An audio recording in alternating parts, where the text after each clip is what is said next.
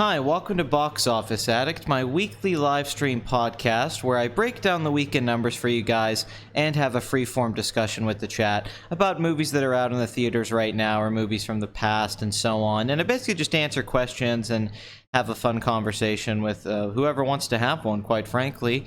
Welcome to episode 52 weeks in a row. Once again, I'm sorry if there's echo. That's kind of an issue. I moved into a new apartment about 2 weeks ago. Not quite 2 weeks ago. On Tuesday it'll be 2 weeks. And as you know, when you don't have a lot of furniture inside, there's nothing I can do about the echo. Literally. There's nothing I can do. I'm in an apartment. There's no furniture in it. There's nowhere to go. I can't do anything about it. I wish I could. I had to record a video in the bathroom the other day to try to keep the echo down. I don't know what to do until I get some furniture. I got to put some stuff up on the walls. Does it sound good to you, fanatics of film? I don't think it's that bad, but I'm trying to keep my voice kind of low to keep it... If I was talking a little louder, it sucks though, because you know, it's easier to do audio editing after I record something, but since I've been recording, you know, doing a live stream is completely different. When you do a live stream, you don't get that benefit, so that's always an issue. Hold on, let me get the background fixed here real quick. Okay, there we go. Sorry about that, guys. Make sure everything's all right. Wait, let me get the chat back up. Okay.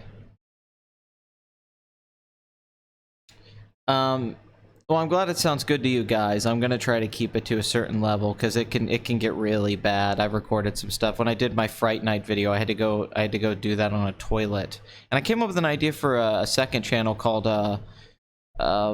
reviewing on a toilet. You know, really shitty reviews, something like that, where I sit on a toilet or I take a dump and I review a really bad movie live. Thought that would be an entertaining second channel. Reviews on a toilet.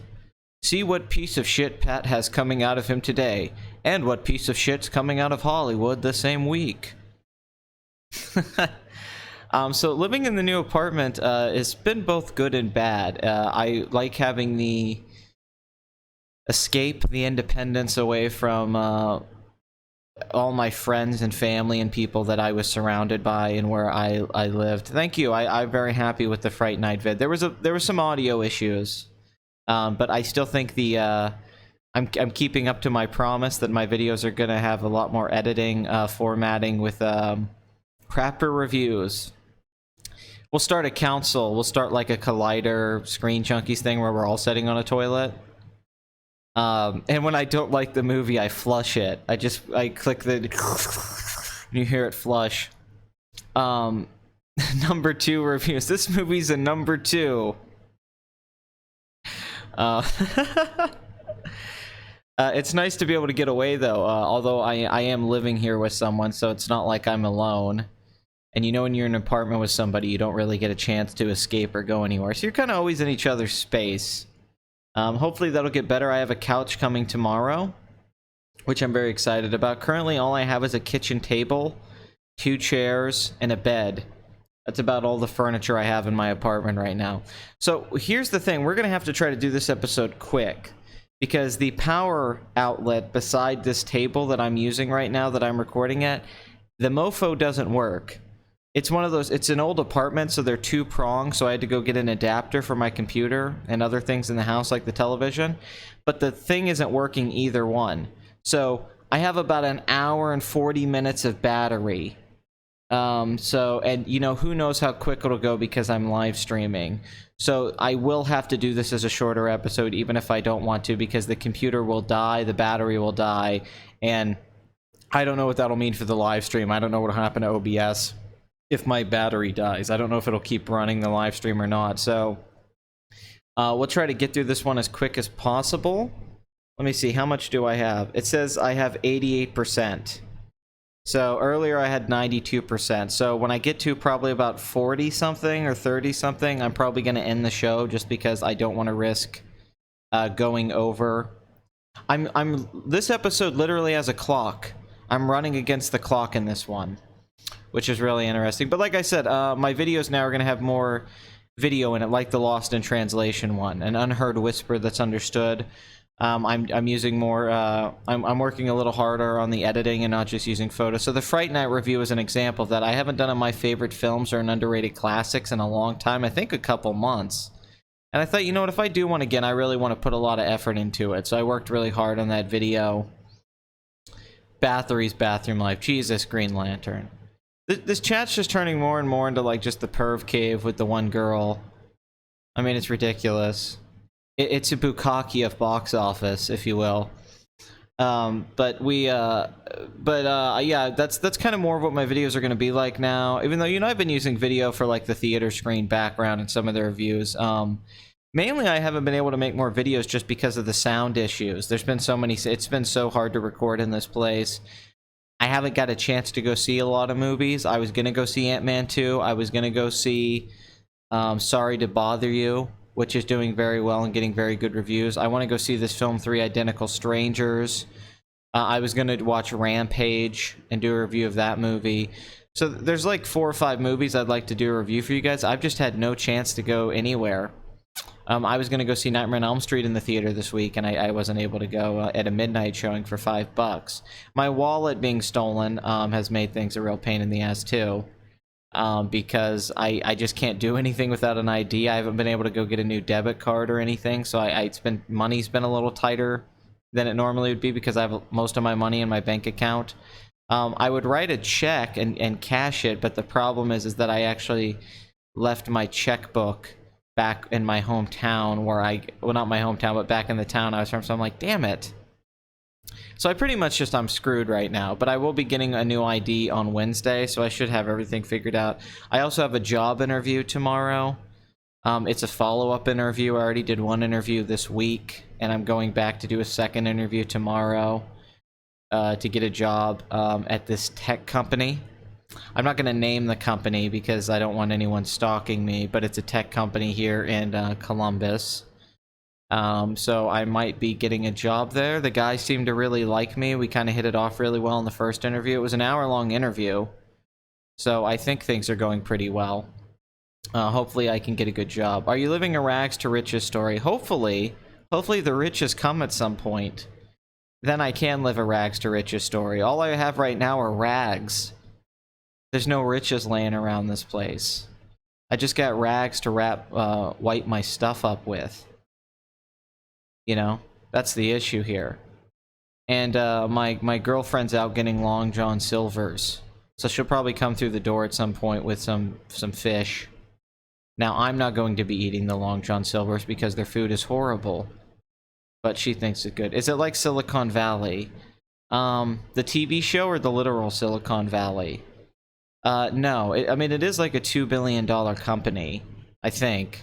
I think it's like a $2-3 billion company.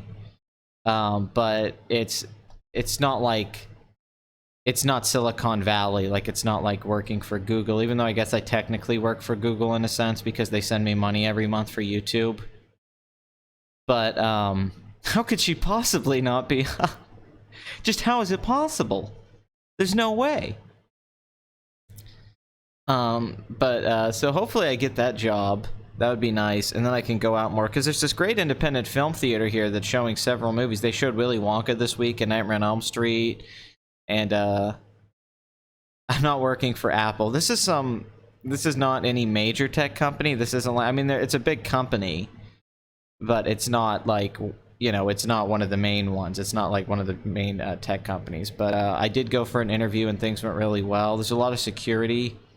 You have to go through like 4 metal detectors because they're worried about people stealing stuff. I'm supposed to be going on World Class Bullshitters in the High Council. I don't know when. Jeff hasn't gotten back to me. Last email I sent to Jeff, he said that we were going to try to do something in July because he said he became busy doing those live streams every day on his channel. So I said, okay, man, just get back to me. And then somebody told me last week that he said he was going to have me on the High Council on the 17th. Which is in 2 days. That would be Tuesday. So he has not emailed me, and I'm not the kind of person to keep emailing him. I've already emailed him a few times, and he said he would get back to me I don't want to be the girl who keeps texting someone. I mean, the guy who keeps texting some girl until she stops texting him. So I don't know what's going on with that. Jeff said, I think he said July or August, so either one. I think, hasn't the High Council not been on World Class Bullshitters? I think it's just coming back around this week, but he said he would have me on. So I don't know. I thought I was going to go on a regular World Class Bullshitters episode, but I guess he said he would have me on the High Council, even though he invited me on the High Council, and I said no, but I would go on the High Council and talk to Ethan Van Sciver and you know, Geeks and Gamers and those guys. He told me you were up on the 17th. Well, he did not tell me that. Craig, if I became a millionaire, I would still have this YouTube channel. So, no question. I guess I have to send Bathory over there like my hoe to seduce Jeff so I can get on this damn show. I gotta play hardball. And by that, I have to get his balls hard. You guys have said it's the 17th. He's not emailed me about that. I don't know if he's planning on emailing me like the day of. So I'm confused. Because I don't know. I mean, he did not tell me that. If he wants me to be on the 17th, I would like to know, because then I would go. Hopefully you'll be there soon. Weren't you on there a few weeks back? I was in the chat of World Class Bullshitters, and I was mentioned a few times by him. I've been mentioned by Jeff at least 5-6 times probably on a live stream. Yeah, okay, crazy. I mean, yeah, if you guys want to follow up on that and ask them, am I on the 17th? Because I don't know where the link is. He'd have to send me a link. You don't pay me for anything. I'd have to honestly, I mean, mainly the thing is I'd have to get the link to the Google Hangout so I could go on and join them, because yeah, if I don't have that, I can't go on. I heard Jeff mention you briefly once. I don't remember which stream though, since he does a bazillion of those. But like I said, if I made any money, I would still do this by far. If I lived in LA and I was making money, I would still like to do Box Office Addict and all that. Well, he mentioned the 17th on it. He did, yes. I did go listen to that. So I guess maybe I should email him. I'm just not trying to be very aggressive, is the main thing here. I don't want to be aggressive with him, you know, because I'm not like that. I don't like begging people for stuff. Oh, let's see. Any thoughts on the ScarJo trans role controversy and why Eddie Redmayne didn't get the same backlash for Danish Girl? I have a lot of thoughts on this. I thought about making a video on it. And I believe I'm the one who made David Stewart aware of it, because David Stewart made a video today. Because, as you know, David Stewart and I follow each other on Twitter, because we became friends. And so David Stewart got a hold of me. I don't want you guys to think I'm rich. I'm a very middle-class guy. I'm not, like, poor, but I don't have a bunch of money in savings. I'm like everyone else. I have to work a job. I pay bills. I don't buy a lot of frivolous things. I'm not very materialistic. So I'm not, you know, I have a long way to the top. There's no, I'm not a success story so far. I am trying to join the Columbus Film Critics Association. That's something I tried to do this week. I got a hold of them. You have to send a resume in and get approved by them. I'm a little worried because it's a bunch of people that have a bachelor's degree in journalism and in film and all that stuff. And I don't know, I'm worried there'll be some ageism, because everyone in the group's like in their 40s or 50s. And I don't know if they want a YouTuber in his 20s to join the Film Critics Association, even though it's Columbus. Like, this isn't New York or, like, LA or something. So, I mean, Columbus isn't known as a film town. I hope they let me in. All of them have podcasts and, like, radio shows, or did public access, or they have a film website that nobody goes to. And I want to say to those guys, like, well, hey, man, I probably get more traffic and more people probably look at my channel than any of your stuff. And I don't mean that like in an a-hole way. It's just a film website versus YouTube. It's not even close. So I think it would benefit them. I would bring some of these film critics on, these local journalists, to come on and talk on a podcast or a live stream on here, and we could talk about movies. So hopefully that happens, and I can get my free movie screenings. Anyway, I was going on about that on Twitter, the Scarlett Johansson thing, and I saw David Stewart tweeted at me. Me and him are going to do a follow-up stream at some point about genres in film, or genre in general, how you make a genre film.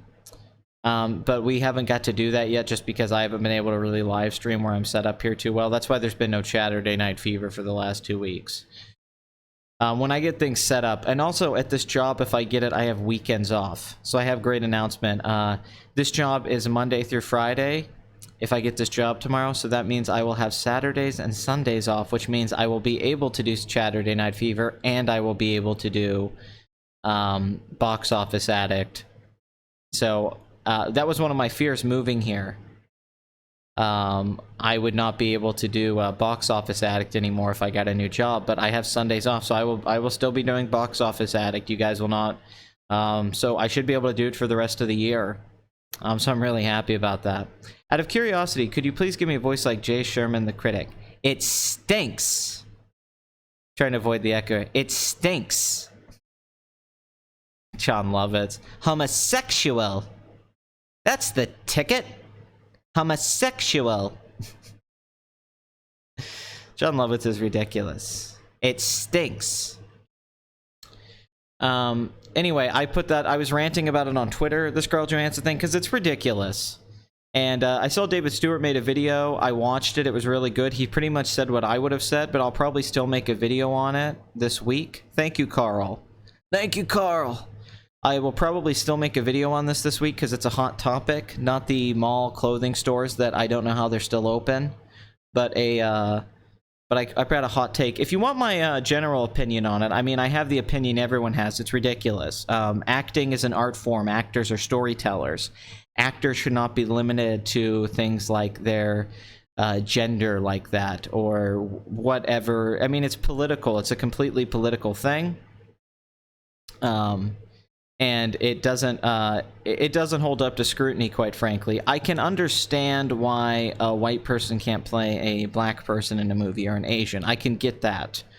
But transgender is a wider spectrum. You can be a transgender, and there's an echo, Hoth, yeah. There's not much I can do. I'm in a new apartment without furniture, so my voice is bouncing off the walls.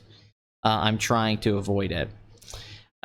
Anyway, the thing with it is that, remember when Robert Downey Jr. did Tropic Thunder and there was no controversy? That he couldn't do that today, and that was just like 6 years ago.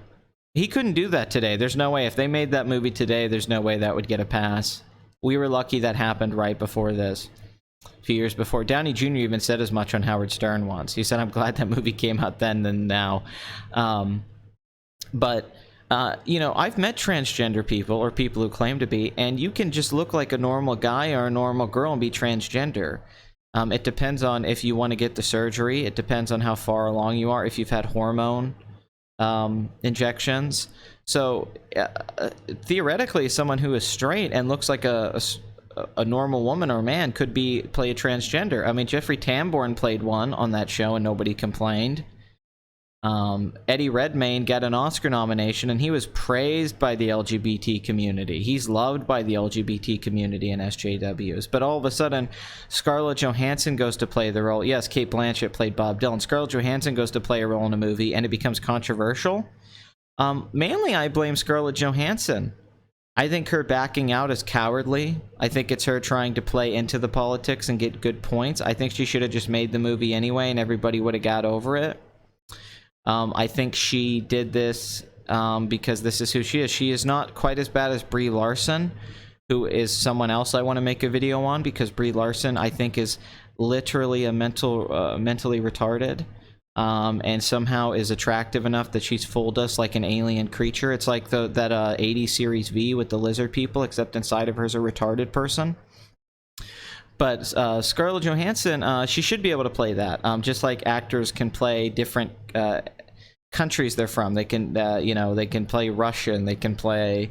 They can be a Brit. They can be from Sweden. They can be, you know, all sorts of. You know, you can do a New York accent, a Boston accent. Actors I think it's ridiculous, the idea that the argument is that you can play us, but we can't play you. So the argument was that a transgender person can't play a heterosexual person or a cis person, and so it's not fair.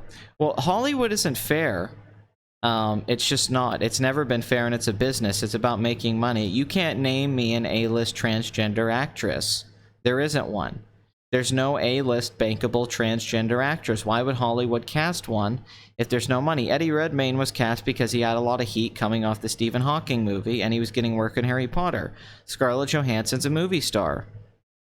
She does seem dumb. Brie Larson seems like an incredibly stupid person. It's kind of unfortunate, because I'm a fan of her as an actress, and I thought maybe she'd be cool, but then you read her and she writes like complete imbecile. Like, she's so stupid. I mean, it's obvious too, just how dumb she is. Yeah, actors should be able to play a variety of roles, and isn't that part of acting? This is like saying a woman cannot play Hamlet, even though females have played Hamlet because it's a male role. I think it's limiting to the art form. I think it's detrimental to actors and craft. I think that you'll get less stories told about people like this, and exploring that. Cillian Murphy did this in Breakfast on Pluto. Felicity Huffman in Transamerica played a role like this, and all of these were very praised performances, and they raised awareness. And this hasn't happened with, for some reason, Scarlett Johansson's getting attacked, and I really don't understand it. Yes, Emily Blunt would have been a better Black Widow. So that's without a question, to be honest. I'm very upset about this, though. I feel like Scarlett Johansson shouldn't have cowered to it. I feel like the outcry and the bullying. I mean, do you remember we all got attacked for supposedly getting Kelly Marie Tran to leave her Instagram and all that because Star Wars fans attacked her, even though there was no evidence that Star Wars fans were harassing her? But that was the argument, that cis white evil men were attacking her and bullied her. And now there's the transgender community bullied Scarlett Johansson to drop out of a film role, and I'm not seeing the same backlash and controversy that was brought up about Star Wars fans a few weeks ago. So this is the blinding hypocrisy that we're going to continuously see with these things. As long as it's us, as long as it's straight cis males or what have you, and what we can attack, they're going to come after us because a few people that are trolls, if you will, represent the collective. And then we have evidence of all these transgenders harassing and bullying Scarlett Johansson to quit this role, and she did.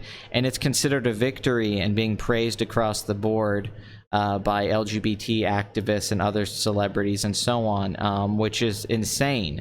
I know if you're transgender, you don't always have your balls, but that doesn't mean that everyone commenting on it had to cut their balls off as well, metaphorically and figuratively. I guess everyone's now the Wachowskis. So I will stand up to this because I do have testicles, rather large ones in fact, and I'm going to say that Scarlett Johansson should have been able to play that role. There's nothing insulting about it. There's nothing wrong with it. Representation is not as important as people make it out to be when it comes to art. And I'll explore this more in my video and the specific comments point by point, and talk about how ridiculous it is. But I feel bad for Scarlett Johansson, even though she's a millionaire and her life's amazing, and she really didn't need this role. But I feel bad in the sense that she's being told, and actors in general now, that you can't do this because you don't understand, or because I don't get this opportunity, you don't. Well, I don't get the opportunity to be in superhero films because I don't look like Chris Evans or Chris Hemsworth, and I'm not funny as Robert Downey Jr. That doesn't mean that I get the role, and I get to go online and complain that, oh no, I don't get to be a superhero in a big budget movie, so you shouldn't either. Which is ridiculous. This is victim culture. This is the equality argument, not equality of outcome.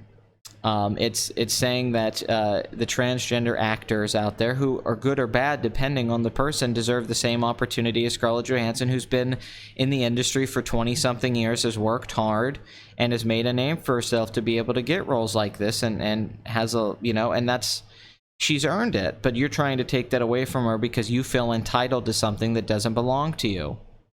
All guys say they have big balls. Well, I think guys are talking about other things most of the time. Yeah, I think Scarlett Johansson's testicles are a little lacking, personally. I think she got them injected into her cheeks. But I don't like this attitude that I am owed something that you have, and that the director or the producers don't get to decide who they cast and want to work with, and they can't decide the kind of project they want to make, and it deserves to belong to me, and that somehow makes that's somehow right. Like there's some kind of moral argument. There is no moral argument.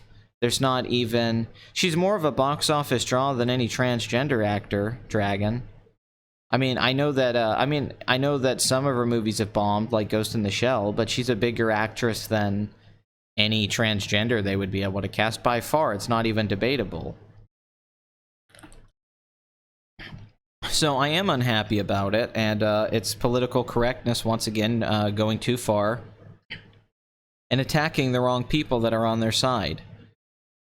What if this controversy was just a way to get revenge on ScarJo for being Ghost in the Shell? There's probably a sense of that with this, I actually think. I think that's part of it, is the Ghost in the Shell thing. I don't think that helped the situation. But it's unfortunate, and I hope that we don't see this happen continuously. I'm worried that this is going to keep happening, and we're going to keep seeing these things expand, so I'm a little worried. Anyway, I do want to make a video here soon on Swimming to Cambodia, the Spalding Gray film directed by Jonathan Demme. I mainly want to use it as a point to talk about Jonathan Demme's career and why he's one of my biggest influences and one of my favorite filmmakers. There's also a Spalding Gray monologue that mentions a book I've been rereading, and I would highly recommend it to you guys. Ernest Becker, The Denial of Death, which is a phenomenal book that explores religion, philosophy, science, all facets, human consciousness, the history of it, what we know, to talk about how human beings, even though they are aware that they're going to die, seem to live their life daily, not thinking about it, that they're denying, they don't really think they're going to die, even though they are going to die. If you thought you were going to die all day and you got up and did everything, you'd be pretty depressed. But you, even right now, until I brought it up, we probably weren't sitting here thinking about your own death. And even if you don't think you're going to live on religiously or in an afterlife, you might think you live on through your children or your work or what have you, but you're still going to die despite that. It's a fascinating book. I've read it before, but listening to Spalding Gray stuff this week, because I'm going to make a Spalding Gray video, and I know a lot of people don't like Spalding Gray. They think he's just an 80s yuppie on cocaine ranting in his monologues, but I'm a fan. I rewatched Soderbergh's Grey's Anatomy. I've been listening to some of his other monologues. I've been doing research on him. So I want to do a video on it, but mainly Swimming to Cambodia, which is a film I adore. The Denial of Death is the name of the book, and I would highly recommend it. So that is crazy and something I think about sometimes. I would highly recommend the book. It's profound, and anything that's been said about the topic, the book really explores. It's a very well-researched piece of work and very influential. So I'm just telling people I'm recommending that book because I've enjoyed reading it. I want to do a Spalding Gray video, though, mainly Swimming to Cambodia. I love Jonathan Demme's Stop Making Sense, which is one of the best concert films, and then he did Spalding Gray's Swimming to Cambodia. Married to the Mob is phenomenal. Something Wild. Of course, he's famous for Silence of the Lambs, and then there's Philadelphia and Beloved. Cousin Bobby. Jonathan Demme is probably one of my 10 favorite directors. And I've always wanted to do a video on him, so that might be one of the next things I work on that's a big project. That might be like a 20-minute video. But it's going to take a lot of editing and a lot of research. And I'm going to bring up some things from The Denial of Death by Ernest Becker. So, yes, FL Seal is definitely understandable. The original Fully Cooley, I think, is very easy to understand the subtext and what's going on after you see it a few times. It has been 30 minutes. My battery is at 71%, so I guess we should get into the box office. All right, let's do this. Let's start with 8th Grade, the highly critically acclaimed directorial debut from Bo Burnham, the stand-up comedian. This film has 98% on Rotten Tomatoes or something. This has got a 90 on Metacritic. This film might get Oscar nominations. Apparently, it's made almost like a documentary. The little girl feels real. It sounds like Welcome to the Dollhouse by Todd Solondz, but I'm not 100% sure. It opened in 4 theaters to 252,000, 63,000 average per screen. That's amazing. Those are great numbers. I'm very interested in this film. I don't love Bo Burnham, but it's cool whenever you see somebody like that who's a stand-up come out and make a movie like that and get a success like this. Good for him. quite frankly. Book Club has made 67 million at the box office. Not much to say about that. That did very good. Solo, a Star Wars story, made 390,000 this weekend, 63% drop. 384 million worldwide on a $250 million budget and over 100 million in the marketing promotion. So this continues to be a bomb and should not be able to reach 400 million. Hereditary is wrapping up at the box office, 42 million domestic, 73 million worldwide. With the film's budget, it should be a success. I believe this is now A24's biggest film. I think this has passed Lady Bird and Moonlight, which I think both ended up in the 60 million range worldwide. So, yeah, Hereditary is now... honestly, this could have been a Blumhouse movie, but A24 continues to be successful both critically and with some of their films financially. So, good for them. Very critically acclaimed horror movie, or psychological thriller, if you will. And I'm sorry I never got a review out for this movie. Let me move up a little bit here. Let's look at Infinity War and see where it's at. I believe it's at 2,041 million, so that's about wrapped up. That's pretty much, it's 1 million more from last weekend, so there's not much left to say that hasn't been said over the many months that this film came out. Deadpool 2 has made 730 million worldwide. It made 800,000 this weekend. So yeah, once again, not much to say. Great domestic total, 316 million. Internationally, it only made 6 million less than the first one that was 420. So really, if the domestic total had been higher, like 400 million, this would have passed the first film, 783 million, and made 800 million. So it did make a little bit less domestically, but... well, actually, a few tens of millions of dollars, but overall, it's still a very successful movie. $316 million domestic is nothing to scoff at. So, yeah, Deadpool, it should be able to make, theoretically, it should be able to make 150 to 200 million of net profit.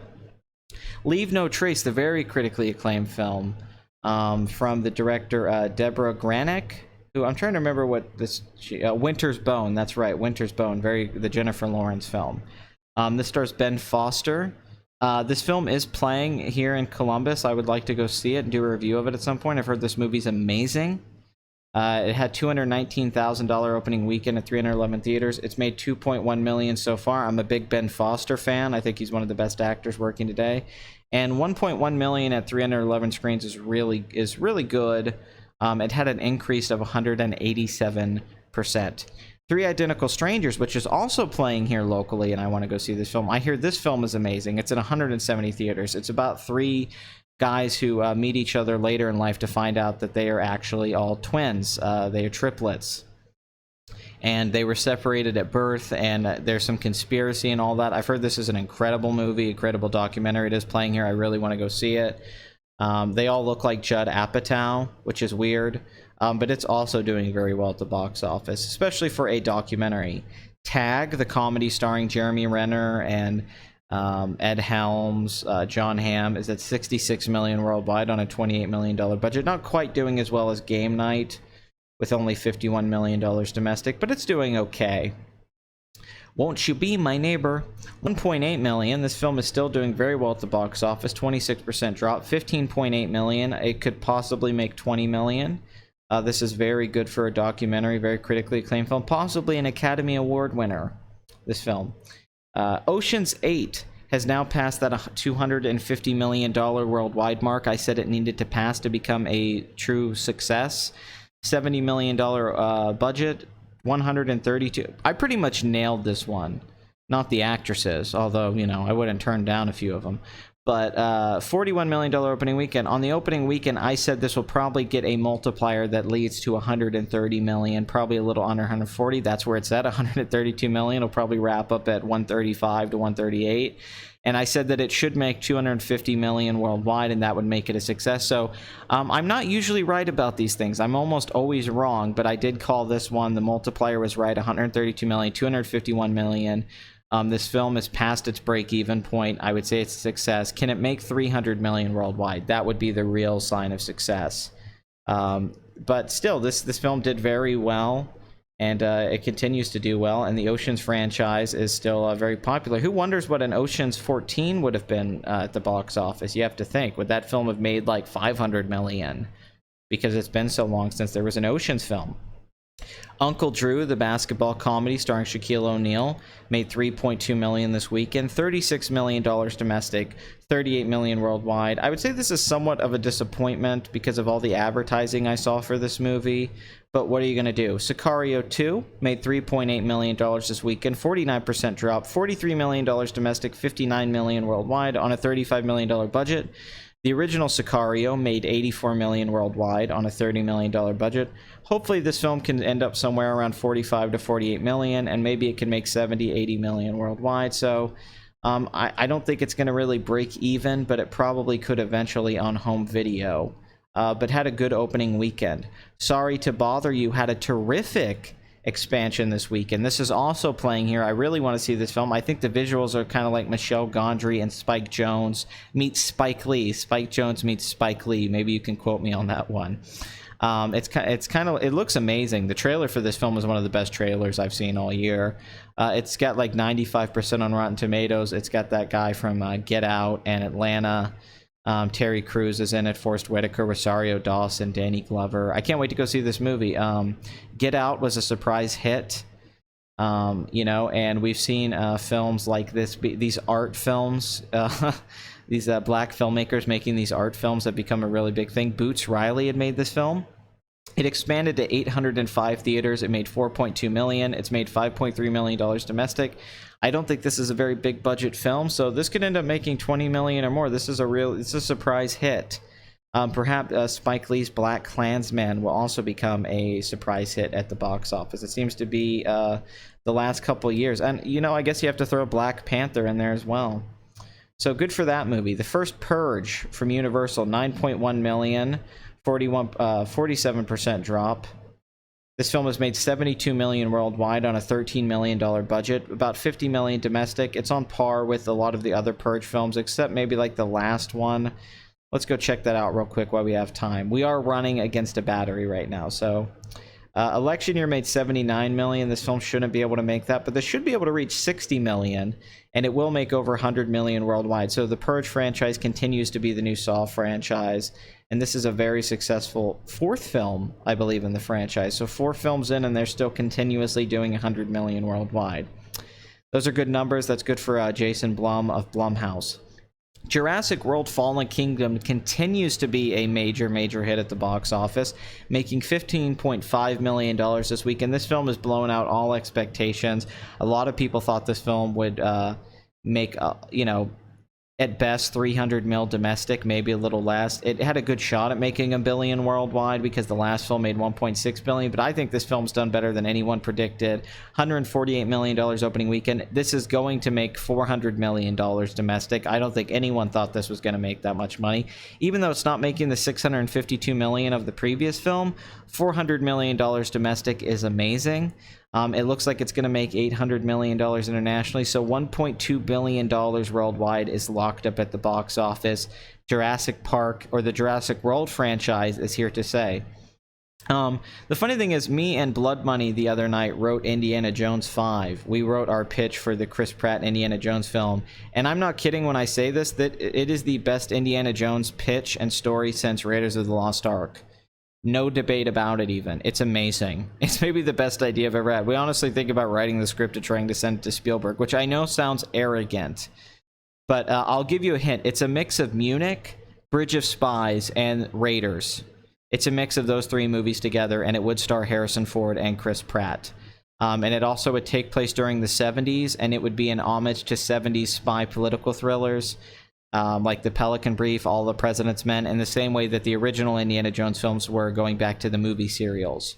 But we talked for like 3 hours and came up with this whole story and script. It's kind of like a Batman Begins Casino Royale for the Indiana Jones franchise, but it was a great... I mean, I was overwhelmed. I was getting chills talking about it. We were talking about the ending of the movie, and it was giving me chills. It was exhilarating. So we're just going to write that for fun. We're going to write Indiana Jones 5 just for fun, even though we're already going to write the Please Rewind movie and a couple other movies we want to make. But we had this 3-hour conversation. We're like, God damn, this is good. Because at first we were doing it for fun. Like, what if you had to make Indiana Jones 5, and how would you do it? And then we got into it, and about 2 hours into it, I'm like, man, this is good. This is better than any movie they're going to make. 100%. There's no movie, and it would be Steven Spielberg's best film in 20 years. By far. It would be Steven Spielberg's best film. It's got elements of Munich, as Blood Money says. It's the redemption of Munich. It would be very Bridge of Spies heavy, and then it would also have, it's going right back to Raiders, the mystery. What are you looking for? It's honestly nothing like Temple of Doom or Last Crusade. But we had a great conversation back and forth. Some of the casting choices we were talking about, like Cillian Murphy and John Hamm, Emma Stone, was like, oh my god, this is amazing. And at the ending scene we came up with, I think, is like the best ending ever. I think our goal starting it, we said let's write a good version of The Force Awakens.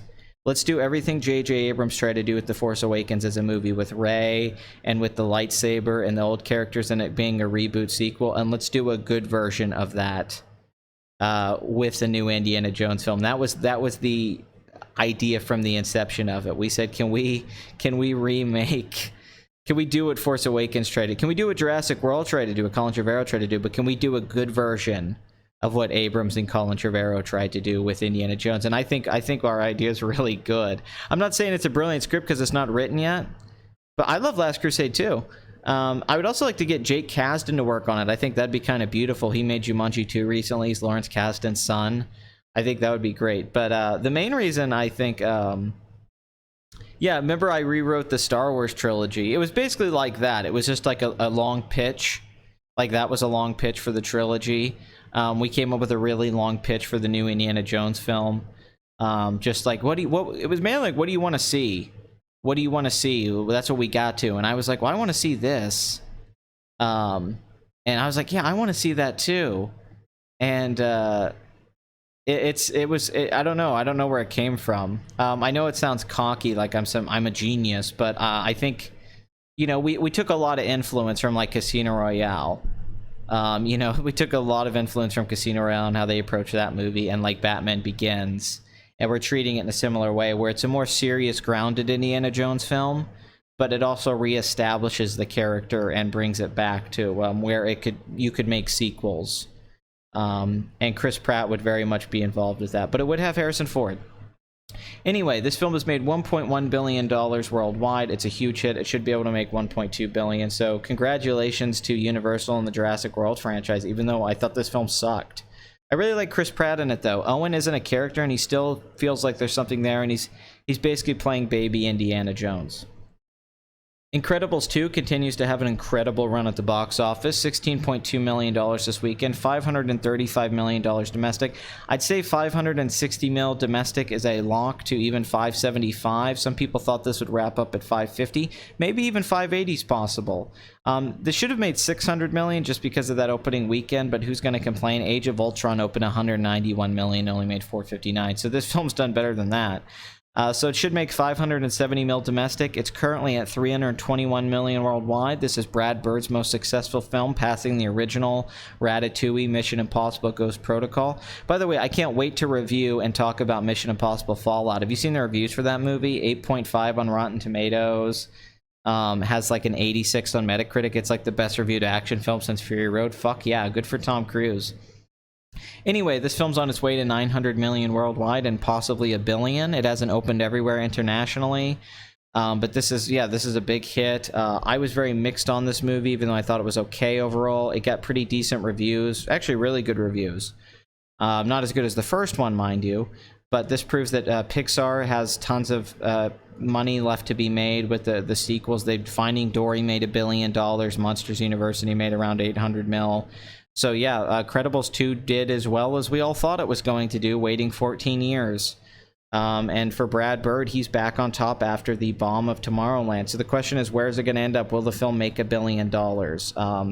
I think if it doesn't, it'll be right under $1 billion. Like, I think it would be 950 or 970 or something like that. But we'll have to wait and see, quite honestly. Skyscraper had a disappointing opening weekend from The Rock. $25 million opening weekend on a $125 million budget. The Rock's previous film from this year, Rampage, made $99 million domestic and $425 million worldwide with a $120 million budget. I'm wondering if The Rock is in danger of overexposure Jumanji 2 made about $1 billion. The Fast and the Furious films make that kind of money, although he might not do the next film because he's fighting with Vin Diesel. But these solo films he's doing, these big dumb action movies, you know, if Rampage had been a great movie, or Skyscraper, they're just these very generic 50% on Rotten Tomatoes movies. I think they would be big bombs if he wasn't in them. But I'm worried that he made these two films back to back. You know, they probably are both going to make over 300 million worldwide, or Skyscraper should. But they're only really breaking even. They're not blowing up. Baywatch was a bomb. I think he needs to be more selective with his film roles. I think he's going to hurt himself and be in too many movies in a row that are too generic and people aren't going to be excited. He does have the Jumanji franchise, though. They're going to make 2 more of those that are guaranteed to make 500 million worldwide. That's huge for Jack Black and Kevin Hart as well. So he does have that franchise, and he should be in a Fast and the Furious spinoff. But I do think The Rock needs to be careful with these standalone action films right now. I think this could really hurt him in the near future. Because you're seeing here a $35 million opening weekend. And then we're going here now to a $25 million opening weekend. Now, $65 million worldwide, that's not bad.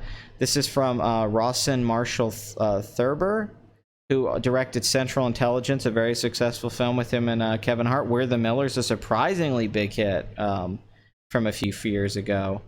And there was the guy who directed Dodgeball, which has, you know, been a popular film forever. Yeah, We're the Millers with Jason Sudeikis and Jennifer Aniston was this, like, shocking big hit when it came out. So, you know, overall, this is a comedy director doing an action-adventure film, the Die Hard remake, in a sense. Robert Elswit shot this movie? Holy shit. That's Paul Thomas Anderson cinematographer. He, like, won the Oscar for There'll Be Blood. Holy crap, I didn't know he shot this movie. That's nuts. Well, hey, good for him. Hope he got a good payday. So, yeah, The Rock is a major star. Don't get me wrong here. I think The Rock's one of the biggest movie stars worldwide. Nobody else could have had these films do even half as good, I don't think. He's made $9.5 billion worldwide. And as you see, Jumanji made $961 million, and Moana was a hit, you know. So, and San Andreas actually was a big hit, $474 million. So he hasn't had quite the success of San Andreas since that year. But this film, you know, I think they probably thought this would open anywhere from 30 to 40 million. So this isn't a great opening weekend for this movie, unfortunately. I mean, I guess I don't really care, but I do like The Rock. I just wish he would pick some better roles. Yeah, the family-friendly stuff might be a better way to go than doing this, honestly. I want a WWE movie that follows the official canon. It would be cool if somebody made a film adaptation of, like, WWF or that stuff, or like 80s and 90s, and cast actors in the roles and really did, like, and somebody played Vince McMahon. That could be a good movie. You make, like, the Insider or Michael Mann kind of movie about wrestling. Ant-Man and the Wasp had a terrible second weekend, which confirms last weekend's 75 million opening weekend that there was bad word of mouth. Despite the reviews being much better than the first film, the word of mouth's not nearly as good, or it's not nearly as good as Black Panther and Infinity War. You got to think about it. Last weekend, it looked like the film was going to open to 85 million, then it got shot down to 80 million, then 75, which was the low end of the expectations. It had a big drop on Saturday and Sunday. A 62% drop is very steep for a Marvel film. It went from a $75 million opening weekend to a $28 million opening weekend, and I don't think it got much business taken away from, like, Hotel Transylvania. So this is word of mouth, in my opinion. I don't know what this film cost. I'm assuming 170 million. It honestly makes an argument that they even need to make this sequel. The film looked like it should have made 600 million worldwide, but now it's looking like it's really not going to do much better than the first Ant-Man. Adjusted for ticker price inflation, that film made 199 million. I think that's where this is ending up, 200. That film made 519 million worldwide. This film has yet to open in China, where the first one made 100 million. So if it makes that 100 million in China again, you know, you're looking at 400 million worldwide by next weekend. You know, if you know, I don't know when it's opening in China exactly, but 283 million after 2 weeks isn't that great. They probably will break even on this film when they pass like 450 million, but I'm assuming they thought this film would make 600 million to 700 million, and I thought it would make 600 million to 700 million, but now it's looking like it will probably make the same as the first Ant-Man. This is kind of like the second Sherlock Holmes movie, where it overall made good money, like 524 million, but it didn't do that, 543 million, but it really didn't do that much better than the first one that made 500 million. The first Ant-Man was a surprise hit. You know, it had a $57 million opening weekend, but then it held to eventually make 180 domestic and 500 million worldwide. It made $100 million in net profit, so it ended up being a successful. Peyton Reed of Yes Man and Bring It On fame. Let's see what the drop was. The drop for the first one was 56%, which is not great, but it's still a better hold than this. This is a much steeper drop, and that film, I know this film, the second film, is outpacing this film right now. But, you know, still, this is a well-reviewed film. It has 70 on Metacritic, 86% on Rotten Tomatoes. I would just say that it seems like audiences think this film is mediocre. Perhaps putting Evangeline Lilly, who's, I think, an actress with zero charisma. I think she was one of the worst parts of Lost, besides being very attractive. She's a very good-looking woman. I think she's a pretty bad actress. She's not a bad actress, she's just bland. She didn't help the Hobbit films at all. She's one of the worst parts of those films, actually. I think putting her front and center was a mistake. I think they should have really leaned on Paul Rudd and Michael Douglas a little bit more, because people like Paul Rudd, especially after Civil War. I've liked Paul Rudd for years, so I don't know. I think they might have made a miscalculation kind of putting the Wasp and Evangeline Lilly as such a lead in this film. I think that I don't really think people care about her that much. So this makes you question, what about Ant-Man 3? Is that going to happen now? That's up in the air. Perhaps Ant-Man needs to make a film when he's with another character. My suggestion would be to do what you did with Ragnarok, where you have the Hulk in a Thor movie. I'd say you need to put someone like a Spider-Man or a Hawkeye or somebody in a movie with Ant-Man, and then you make I don't know why they're just not making those movies. I don't know why they're making standalone sequels. If it was me, I would be doing team up movies, and I think Ant-Man, because of his powers, teamed up with somebody would be awesome. Maybe Spider-Man, you know. So I think Ant-Man's best bet for a third movie would be team him up with someone else. I think continuing a separate Ant-Man franchise and trilogy is not going to work out in the long run if you're just going to keep repeating the same box office. If you can't really grow it, then think of something else, the same way Thor Ragnarok did and then ended up making $850 million, or the Captain America franchise. You know, they gave him sidekicks and that really worked out. The sidekick thing with this movie didn't really work out. People are not responding to this movie. And after the massive success of Black Panther and Infinity War, this is a major step down financially. Both of those films made over $1 billion. So, yeah. She is not that hot, but her character was terrible. I think she's very attractive. I disagree, but you can feel that way. I think she's a very, very good-looking woman. I'm not saying if the movie's good or bad, but people aren't responding to it. You know, if people like it, that's fine, but it's not... You can just tell from... I mean, a 62% drop speaks for itself. Maybe it was a bad release date. Maybe they should have pushed it back a little bit further. Who knows? But that's a bad second weekend. Yeah, Hawkeye and Ant-Man. Remember that arrow scene in Civil War? More stuff like that. Ant-Man goes with Hawkeye on a mission. Maybe the Falcon and Ant-Man have a movie together. That's like one of my favorite scenes in the first Ant. I think the first Ant-Man is probably just a better movie. It had that surprise where he goes to the Avengers headquarters. It has the third act that people didn't expect. It's like Honey, I Shrunk the Kids. This film, you're kind of going into it, and the gimmick of the Ant-Man special effect isn't as surprising as it was the first time, or that the film sort of works. So, Ant-Man with Deadpool would be great. I'd also like to see Paul Rudd swear in that movie, an R-rated film. You know, if you make that movie, you know, you're probably looking at an $800 million film no matter what, so maybe they should make that film. So, yeah, it's unfortunate. Actually, guys at the High Council gave me shit for saying I hated the Hope character. Oh, that's weird. But yeah, Ant-Man and the Wasp, bad second weekend. Hopefully it can keep holding well and make it looks like it'll just scratch 200 million. It really should have made 250 million. I mean, Doctor Strange did better than this in its first movie, his first film. You know, I'm not going to compare it to Black Panther because that was a cultural phenomenon, but it doesn't seem like it's going to make as much as Thor 2 or Captain America Winter Soldier. This is going to be like the lowest grossing second Marvel film. I mean, yeah, I can't think... I mean, maybe Dark World, it'll make it domestically, but it's not going to make that 644 million worldwide. So, not a disappointment necessarily, because who thought Ant-Man 2? We didn't really know how well this film was going to do. If it had done great, that would have been a shock anyway, but maybe Marvel could have done something else with this. the Ant-Man is really a C-level character, and it sucks because I love the costume. It's one of my favorite costumes in Marvel. I love Paul Rudd, and I love the special effects, but maybe it's time to get rid of Peyton Reed. I like Peyton Reed. I like Bring It On. I like his direction. But maybe it's time to bring in something new and shake it up a little bit. Get something going. Get a gimmick that gets people back into the theater. You don't really have a gimmick with this movie. It's just now Ant-Man's with the Wasp. I guess that wasn't enough. You know, and a lack of a strong villain. You know, they didn't really have much going for them with this movie. So it's doing well, you know, thinking about all that, honestly. But maybe... I don't know. I really don't know what they could do. Paul Rudd's not an A-lister. No, you know...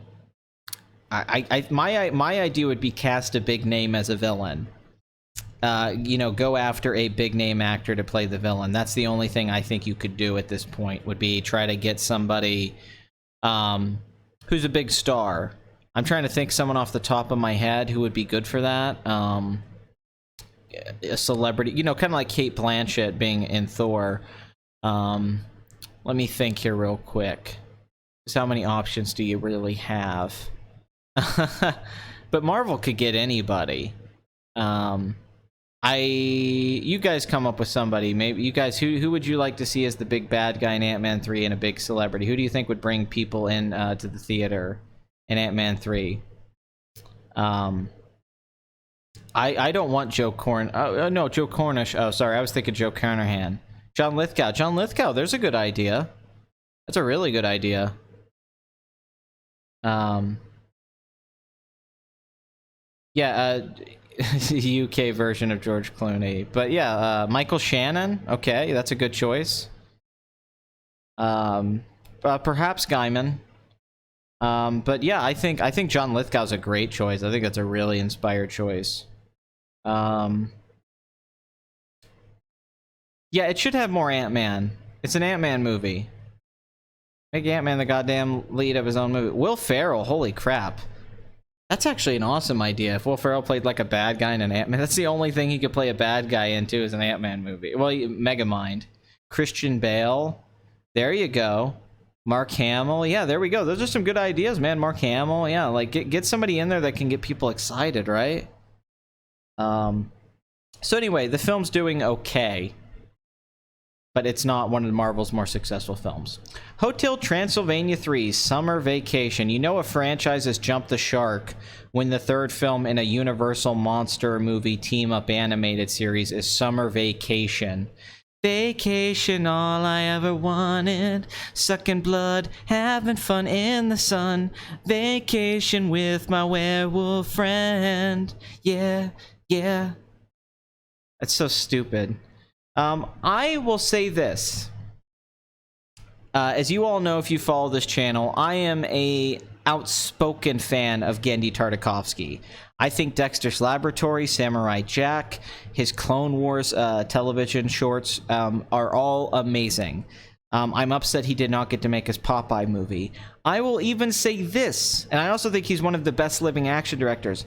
I think the first Hotel Transylvania is a modern classic. I have no problem saying it. The critics hated it, and they were wrong. It's one time where I vehemently disagree with the critics. The first film got like 47% on Rotten Tomatoes. I've watched Hotel Transylvania almost every Halloween since it came out. What's up? I've watched Hotel Transylvania almost every Halloween since it came out. It's the best Halloween film in years.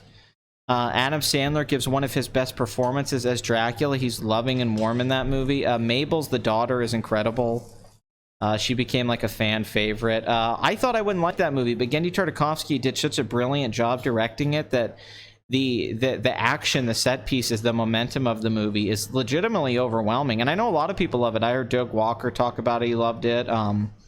A lot of people talk about how it's one of those ones where critics just hated it and it felt like they went in with the bias towards Adam Sandler, because I remember reading reviews for that movie being like, oh, that sucks, that's disappointing. And then I went to go see it with friends and we all came out like, that movie was amazing, that was a great movie. It's funny, it's got a great story about a father not being able to like let his daughter grow up and move on, and he's protective of her.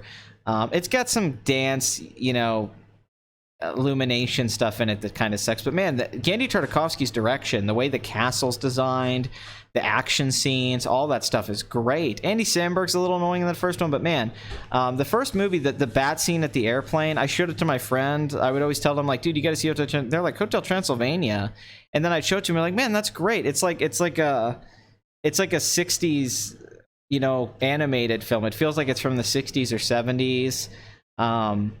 That first movie is really good. I think everything. Honestly, to me, it was an instant classic when it came out. It made $358 million worldwide. It made $148 million domestic. It was a surprisingly big hit. Had about an $85 million budget. The second film was a massive disappointment for me.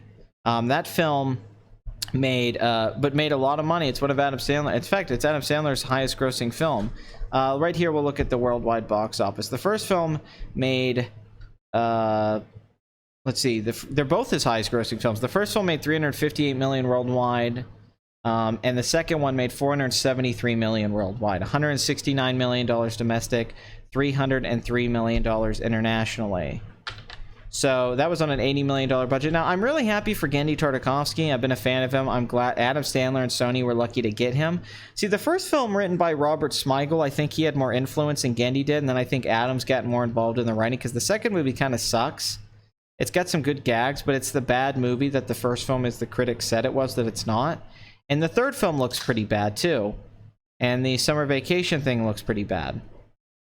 So yeah, I'm not into this. I'm not gonna go see this movie because I feel like Hotel Transylvania is just a dead concept, unfortunately.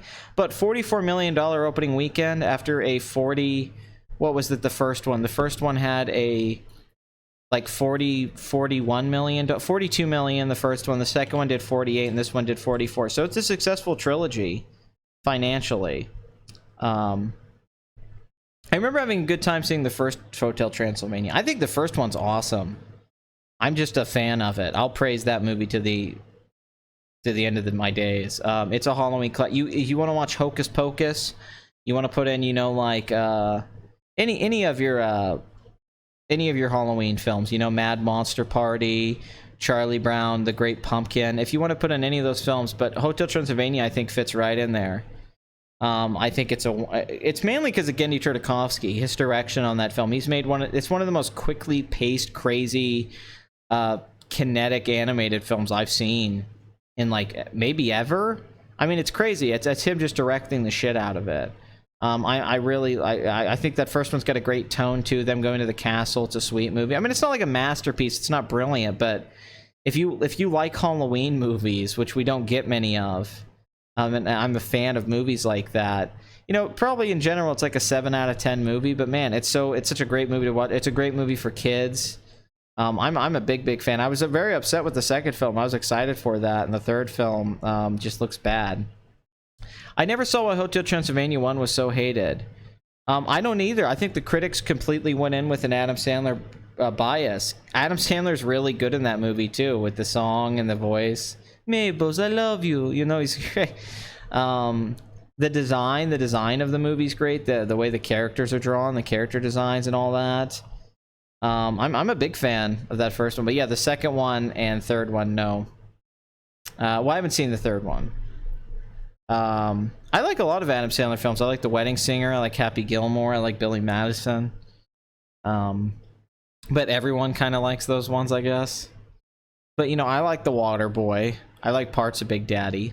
Tell the director to make Alien or The Thing, and you'd have a Metroid movie. I wish Genndy's Popeye film could have gotten made. It's unfortunate that got canceled. It looked amazing. Genndy never got to do his Popeye movie for his other planned movie, but they let him do Hotel Transgender 3.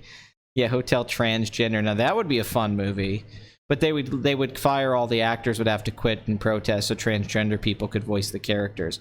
I mean, I thought that first film would suck. Kevin James, Steve Buscemi, all of his friends. Every Adam Sandler movie was horrible for like 15 years, and then he made Hotel Transylvania, and I think he just did the voice and didn't care about the movie.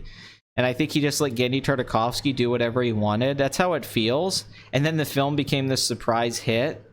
So then Adam Sandler goes, oh, I have a cash cow on my hands. I can make these Hotel Transylvania movies. And I'm going to make money, and this is my biggest franchise.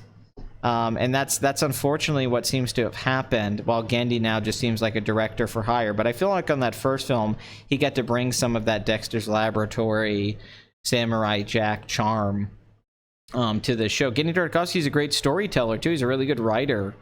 So I think I think Adam Sandler probably just went in and did the voice recordings and the other guys, and then Gendy kind of got to make his movie.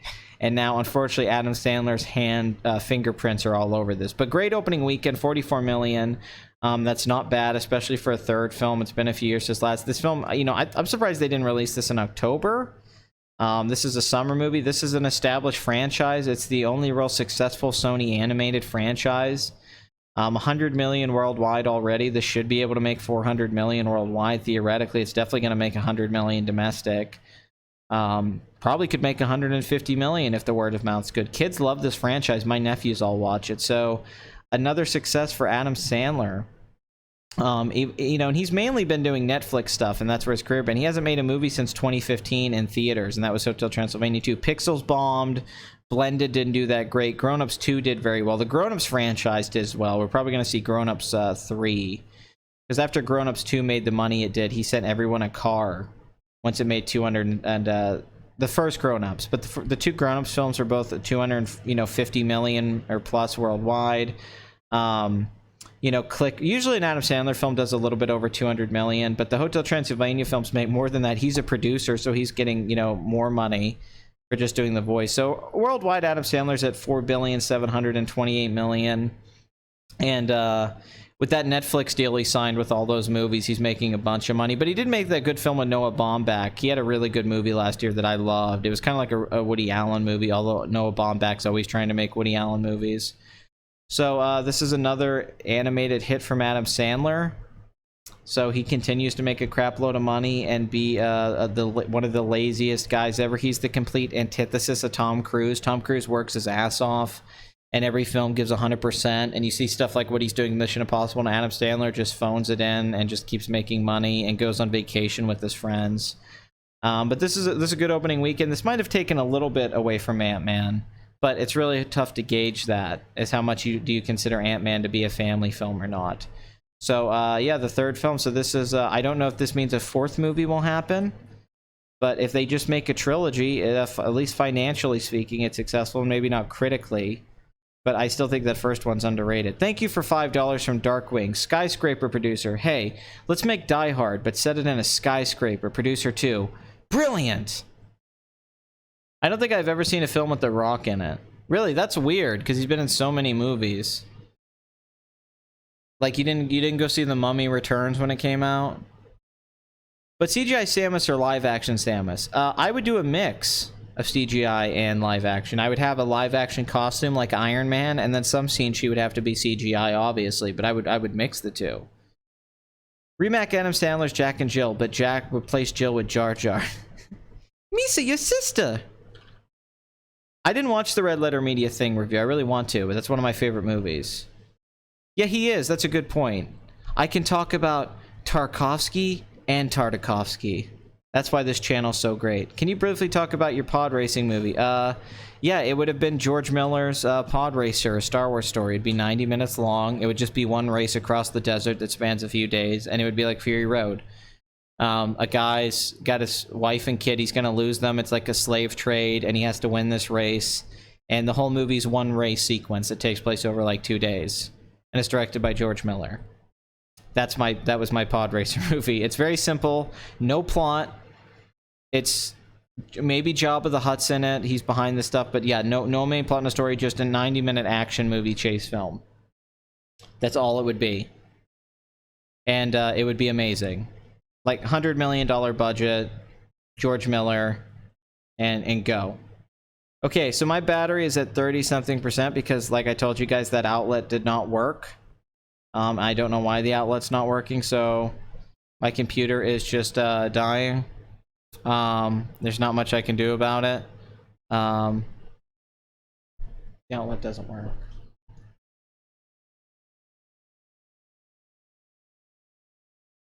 What are you doing? I'm gonna switch my phone. Oh, wow, it did. Work? Yeah. Holy shit. Okay, never mind. The outlet's working now. My girlfriend fixed it. It turns out there was a light switch over there, and you have to flip the switch to get the outlet to work, which is weird. I've heard that with, like, lights and stuff, but... It's an old. But I guess so. It's an old... Okay, she just flipped a switch, and now the outlet works, so my computer's charging. It's like Jurassic Park just came back online. Like the computers, like Jurassic Park is now back on like da na na na na na na na. It does, yeah. Star Wars Death Race 2000. Yeah, that is weird, right? This is just an old fucking apartment, I guess. No, because I tried both, and I was like, it's not working. And then she's like, well, let me try flip the switch, and now it's like, oh, now then my battery starts getting charged. Shit. Now I can't get out of here early. Jesus. How long have we been going? An hour and 13 minutes. And we're already through the box office. Holy crap. We did it! We got this. We got this by the ass. Will Miss Please Rewind also appear too? Sometimes Ethan Scriber lets his wife do stuff. At some point I will do that. Never seen an outlet like... I've never seen an outlet like that with a Switch, no. How do you know my girlfriend's beautiful and smart? You haven't seen her. And for all you know, she's dumb. You don't know. Quit Jesse girling that shit, man. Okay, I had a tough, weird that outlet. I had a tough, very weird that the outlet didn't work. That's a weird sentence, Bathory. Dude, stop pretending you have a girlfriend. We know you're making all those voices by yourself. Well, yeah, of course. Please she whined. That's fucking amazing. Please she whined. Yeah, no, I've just been doing voices in the background for the last few years. It's like that movie Identity with John Cusack. It's all just things I've manifested. Reminds me of that part of Christmas Vacation, the movie where the Christmas lights won't turn on until they switch in the garage. It's flipped on. Nice reference. That's a great scene. Well done, sir. Well done, my good sir. I guess now that we're done with the box, I kind of rushed this episode. I didn't take my time because I thought my computer was gonna die. But do you guys have any question? Craig, I too would let your wife do stuff. In particular, do stuff to me. Jessie is a girl I know from Pennsylvania. She rewind sounds nice. She whined. That might be what I call that show me and her start eventually, where we just talk about dating. We just talk about our lives and call it Please She Whined. That's amazing. She whined. She whined. You know that she rewinds the tapes. I thought about making my own Indiana Jones film where India's in a bar. Wow. It's a bunch of people telling stories in a bar. I came here because I was told you like strong women. I like strong women too, but I'm weak as fuck. Oh, I do like strong women, yes. I like literally and metaphorically, I like women that are strong emotionally and also physically. I like tough women. Hands off my non-existent wife. If Zach Schneider saw FLCO, would he understand it or miss the point? He would completely misunderstand it. No debate. What do you think about the Venom movie? I think it looks like shit. I think it looks really bad, and it's gonna be bad. I would be shocked if that's a good film, despite Tom Hardy. Sup, Master? Anyway, do you guys have any questions? Since I have nothing else to talk about. Okay, folks? Alright, gang? Okay. Blue Apron, folks? It's only $999 a month, gang. Not bad. Think about the money you can make. If you know you have gold, you keep gold, and the price goes up after a few years. Same way with Blue Apron, folks, okay? You can keep that Blue Apron box in your house. 6 months later, you can still make the food. It's really good. You make the food 6 months later. It's an investment, folks, okay? The only reason you're poor is because you're bad at investing money, okay? You don't know how to spend your money. You don't have a good job. You had a kid too early. You dropped out of high school. Alright, you had a kid before marriage. You're just bad with money. And I don't care that you're poor. You want me to feel empathetic for you for some reason because you're not good with your investments? But a good investment's Blue Apron, folks, okay? Just $999 a month, gang, alright? You can also lay on this wonderful mattress I have for you and this watch. You can lay on the mattress and have your watch, see the time, gang, okay? You can see the time, and then you know that your Blue Apron food's ready in the oven. And then go get it out, okay? And if you think that I have some kind of stigma towards ovens just because I'm a Jew, that's pretty ridiculous. And the idea that you think that I'm just a sellout and a shill because I'm Jewish is even racist and anti-Semitic, and I don't like it and don't appreciate it, okay? Don't do that, folks. You see, I was overprotected as a child due to asthma. You see, I was overprotected as a child due to asthma, alright? And I've just barely been trying to train since young adulthood. But even my trainers, folks, okay, say not to train, okay, hard, due to my hernia, alright? I can't train hard because of my hernia, folks, alright? I'm really hoping it's just the marketing for Venom that sucks. What do you think of Neil Blomkamp and a RoboCop Returns? I think that's a terrible idea because they already tried to do a RoboCop remake and it bombed. I don't think people want it, even though I would have loved a good RoboCop 2 30 years ago. Neil Blomkamp hasn't made a good movie since District 9. Maybe this is the one. I love District 9. Sharto Copley, great I mean, amazing. I love it. I love the movie. But his second and third film are pretty bad. Elysium's mediocre, I guess, but he keeps trying to be Paul Verhoeven. You know, didn't he already try to make RoboCop in a sense? And hasn't he already kind of done RoboCop 3 times? A guy becomes a machine or transforms into something. The guy transforms into an alien. He tried to do Short Circuit. But let's talk about mattresses, folks. Okay, lay on them. They're soft. They're great. It's amazing. Only $5,000 a month, folks, for these mattresses. So I don't know. If Peter Weller plays RoboCop, I might get into it. I think I could get into that maybe. Please do Jay Sherman again, but as part of the advertising too. Buy these mattresses, folks. They don't stink.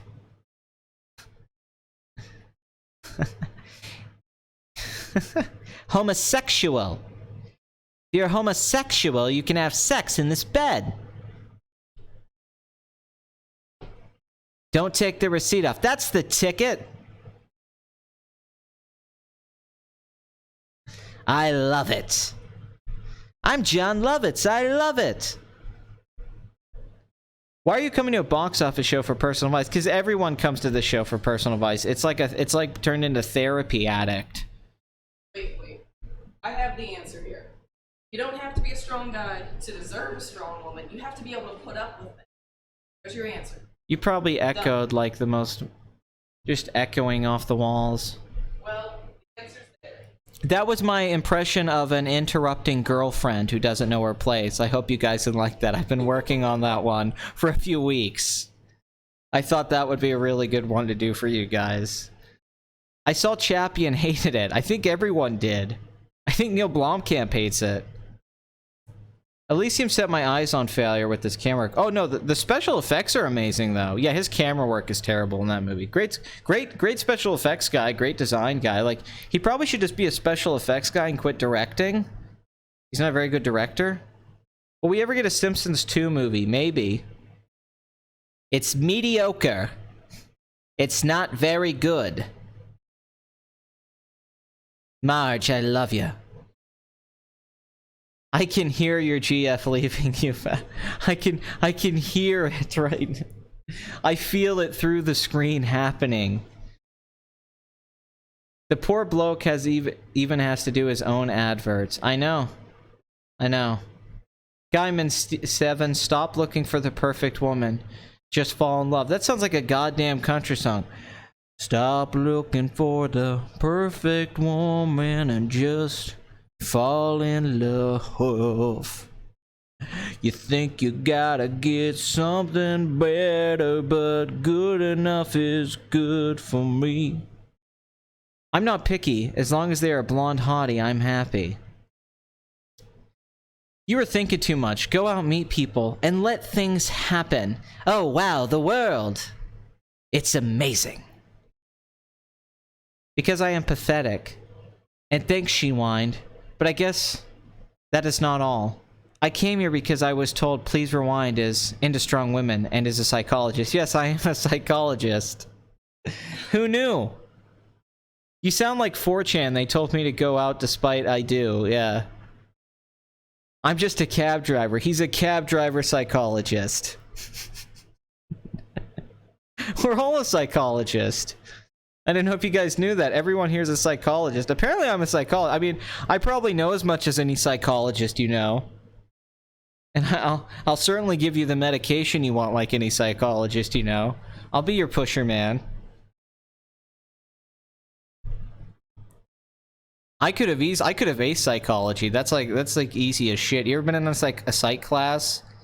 It's hilarious. It's like being a philosophy major. It's like, wait, I just gotta bullshit stuff for a few years and write some papers? Okay. I can't wait. I could do the Jordan Peterson thing and just mention people like from the past and be like, this is what this guy said, and just say this is what it means. I'm a clinical psychologist. I know what I'm talking about. The data's there. I could just say that stuff. And then give like Tony Robbins self-help advice and then be called a guru. I'm not a psychologist. I'm an asshole. I am better than a psycho, of course. Because I'm not there's no subterfuge like there would be with a psychologist. That's a major difference. You don't need to be strong in order to be confident. Well, I'll tell you this, faking confidence is just as successful as being confident. Yes, me, Ben, and John and her are all having a gangbang sex, and it's great. No, I've tried to do Jordan Peterson. He's very tough to do. I tried to do that impression, the Kermit the Frog voice, you know, like clean your room. Clean your room now, okay? Like, I've tried to do it and it's tough. It's very tough. You know Joe Rogan. Like, I just end up being an Irish guy. Or I could say, the Canadian accent's I find to be very difficult. Clean your room. It's good, Joe. God, no, it just turned into Irish, but it's hard to do that. Clean your room. I wish I could do it so I could talk about the French intellectuals and postmodernists. The French intellectuals. I don't like those French intellectuals. Let's see, Kermit. Let's try to do Kermit and then Peterson. The French intellectuals. I don't like the French intellectuals. Postmodernism.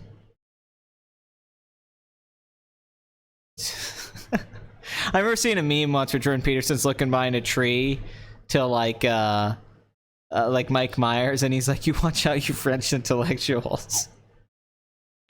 Watch last week's episode. Pat was giving out dating advice. I was. That was the entire last half hour. It turned into insanity. That last 20 minutes might have been the funniest box office run in a while. Have you heard about the really funny fan-made Seinfeld script from a comedian about Seinfeld cast dealing with the aftermath of 9/11? That sounds amazing. If you got me on Discord, I could do a good Jordan Peterson and JF impression. Yeah, I mean, I don't have a Discord set up, but okay. I've tried with Jordan Peterson. I've sat around and tried to do that impression. So clean your room. Clean your room. How can you get your life together if you can't clean your room? You gotta keep your room clean. You know? Very unique voice he has. Bewildered was the intellectual basis of the Matrix sequels. Surprise, surprise, the sequels are shit. They stink. My trainers are two female bodybuilders. They have seen my health problems and agree I do not have to train hard, but feel if I do not have them that I would train better. But you think you have to be a strong man in order to get strong woman? How is that logical? Agony, Uncle Pat. Agony. Ha ha ha ha ha. Ha ha ha.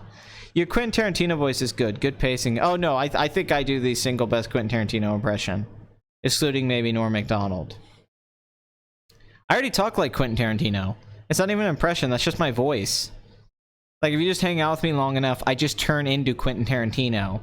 And it's no longer an impression, that's just who I am. Like, I'll come out of a movie like, man, that movie was the shit, man. It was good shit, man. And it was fucking awesome. Harvey fucking Keitel, man. But, I just turn into that guy, just the rancher thing. Fucking De Palma, man. De Palma's the shit, man. He's so good, right? And people don't understand this, but I heard the story about De Palma, man. He's sitting there watching the opening to Raging Bull, and De Palma goes, "There's always Scorsese." Right, man? he goes from like super happy and excited, like, I love my scripts, man. And then he'll get that really serious down. As I looked here too, he'll get really serious and like, now the thing about this movie is that this is the best movie that I've seen since 1992. But then he'll shoot up to being like, I know my words, man. It's awesome, man. I was crying at the Suspiria remake. Fox did a great series of breaking down Jordan Peterson's ideas and arguments. I thought they did a terrible series on that, actually, but... Okay, FX. I don't want anybody else. Every time I think about you, gang, I touch myself, okay? QT always feels like an arrogant prick. That's because he is an arrogant prick, Bathory. But that's why we love him.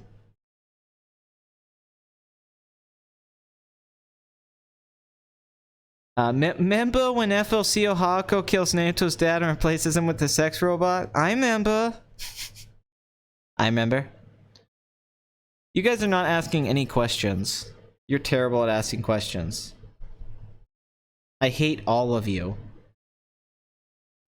You are the Nickelback of asking questions. What people forget about QT's Star Trek idea is that he cites Yesterday's Enterprise. Yesterday's Enterprise is not a Star Trek episode. That's the point. Gaiman 7. I love the name. Gaiman 7. I am Gaiman number 7. There are strong women who think weak weirdos are cute. Oh my. All humans are pansexual to one degree or another. It's just what line that we fall on our pansexuality that defines us. Some of us go more heteronormative than others. And I do have a crush on my trainers, but they are a bit older than me, and one of them is a kid who is a trainer in the afternoon shift. No, Harrison Ford should not come back to episode 9. That would be ridiculous. I'm not talking about Vox. I'm talking about a small tumor named Vox Day. Oh, I'm sorry. I thought you were talking about Vox. And I was like, Vox, they suck. I wanted to call myself Gay Man 7. LOL. I would ask more questions if you were reading them with a De Niro voice. Harrison Ford should retire full stop. Stop. In the name of quality, Harrison Ford, keep your sanity. No questions, people, because I'm just going to end the show if nobody has any good questions. I don't have other shit to do. I don't know why I'm acting like I have anything. I don't have anything to do. My life's meaningless. But I do have a job interview tomorrow. At the tech company. At the tech company. Wake up, Punchy. Wake up. Wake up, Sleepy. I don't know which questions to ask. I feel stupid. Oh god, will you guys quit speaking Jewish? Jewish. You quit speaking gibberish? I'm sick of seeing your pig Latin Bathory. Gaiman, ask a goddamn question then. Yeah, I'm putting you on the fucking spot, Craig. You sheep. Jesus Christ. You think I can come here every Sunday and be your dancing little monkey? And then when the monkey grabs the flashlight and shines it in your face, you get freaked out? Green. Green's my favorite color. Next question, Craig. Are you high right now? No. Next question. My question is, what question should I ask? What's the meaning of life? Next question. Is it just that I do not like being weak, but it seems too hard to be strong, so sometimes I wish I could go back in time and train since the moment I was born? Well, you can't do that. Time travel doesn't exist. Next question. Next question. Do. How about Jupiter Ascending for Saturday Night Fever as Action Eater's Watchmen? I'll think about it. Next question. If Han had been killed in Return of the Last Jedi, Luke and Leia could have been a bunch of Star Wars movies without him. That's a good point. Next question. Make up a question you like answer, pretend someone in the chat was asking it. I'm not going to do that. Next question. Is crack cocaine any good? I'm sure it is. Next question. Do. Your favorite pizza toppings? Mushrooms, green peppers, olives, green olives in particular. Next question. Are you an objectivist? No, I used to think I was, but I'm probably not. Next question. What did you mean by David Fincher losing some level in the 90s? I said he didn't lose anything. I said he's the one director who probably didn't come off unscathed without losing anything. In fact, he probably came out like a goddamn rocket ship. But I think most 90s directors came out not being able to follow up the work because the 90s was a very derivative decade that hasn't held up to the scrutiny that the 70s and 80s does. Pat, what happens if I fly by starship into a black hole? You die. Next question. At least our language is not Frankenstein like hopscotch without rules. Your thoughts on physical fatalism?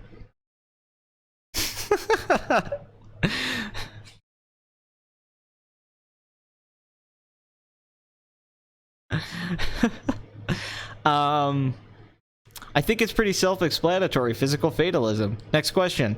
Who is Vox Day? I don't know. Next question. What are the beers to drink? Rolling Rock. St. Pauli's Girl. Next question.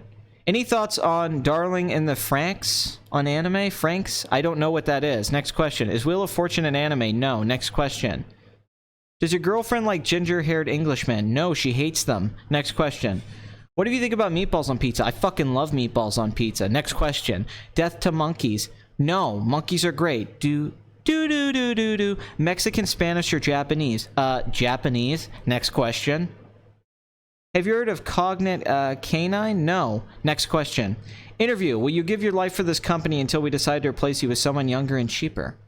In the 90s, there was almost dark age of movies.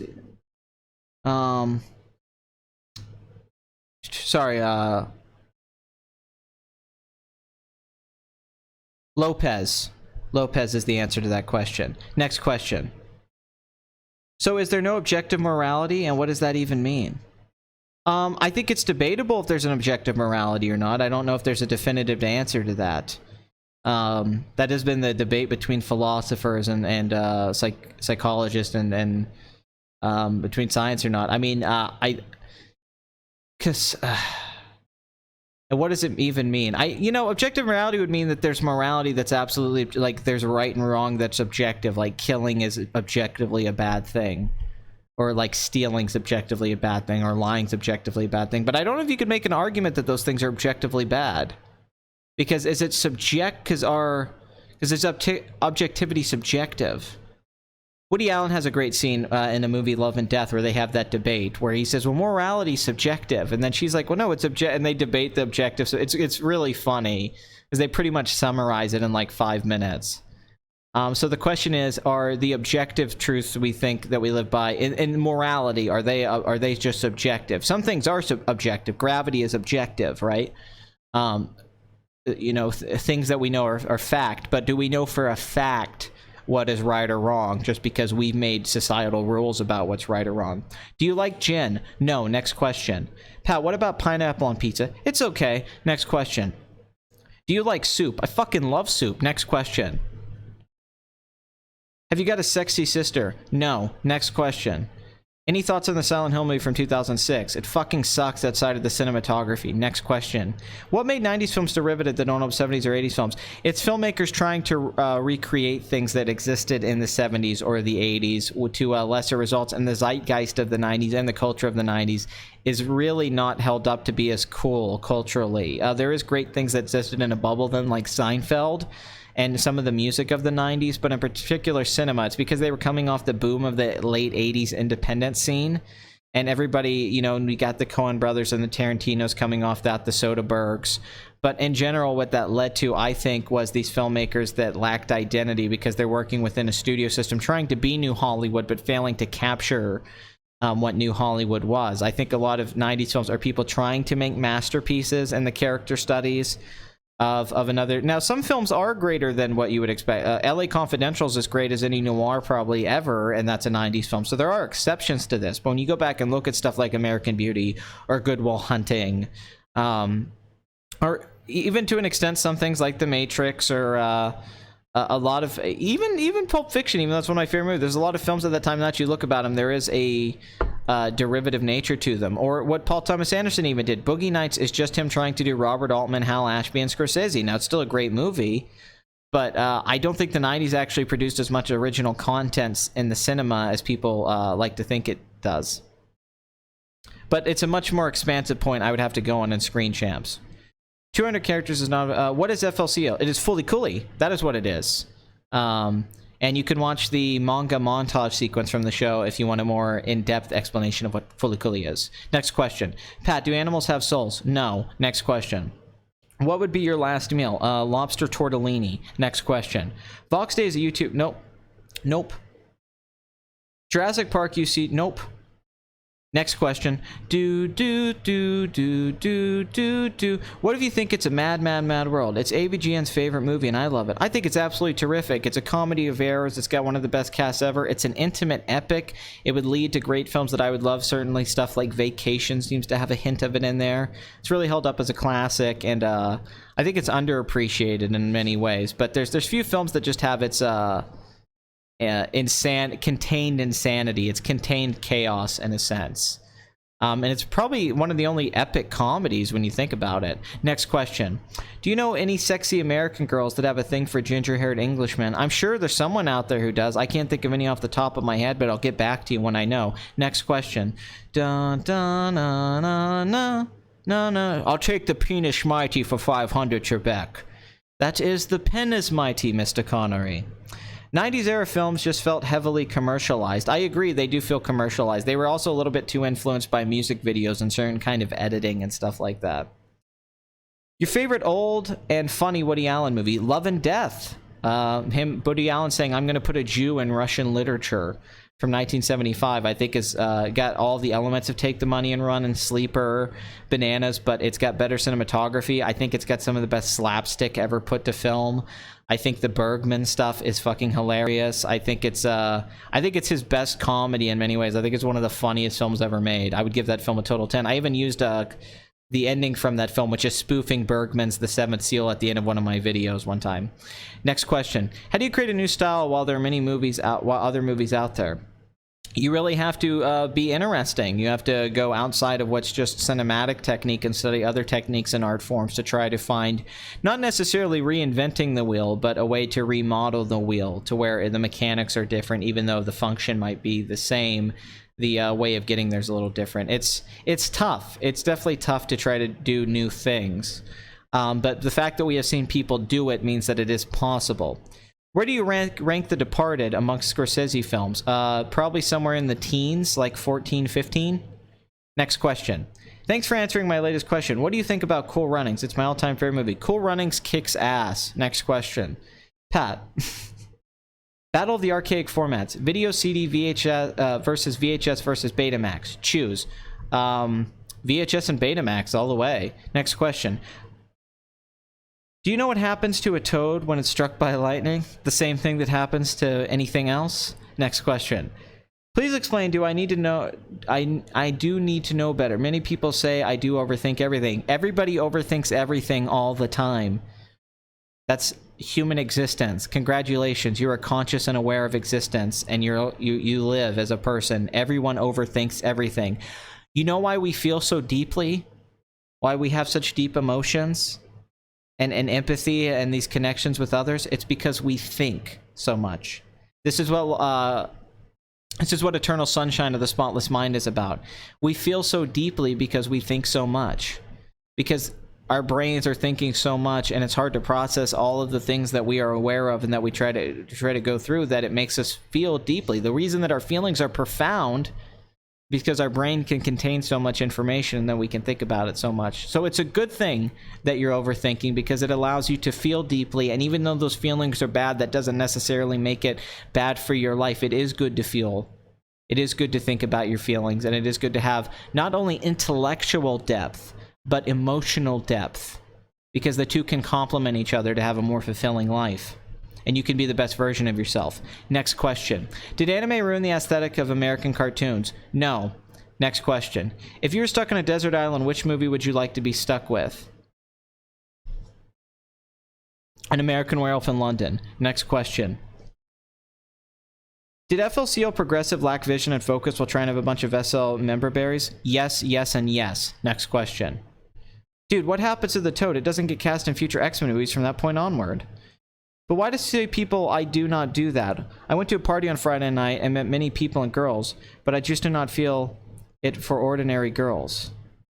I don't know. You have preferences. That probably has a lot to do with your upbringing and your genetics and who you were exposed to when you're young and your parents and all that stuff and your mother.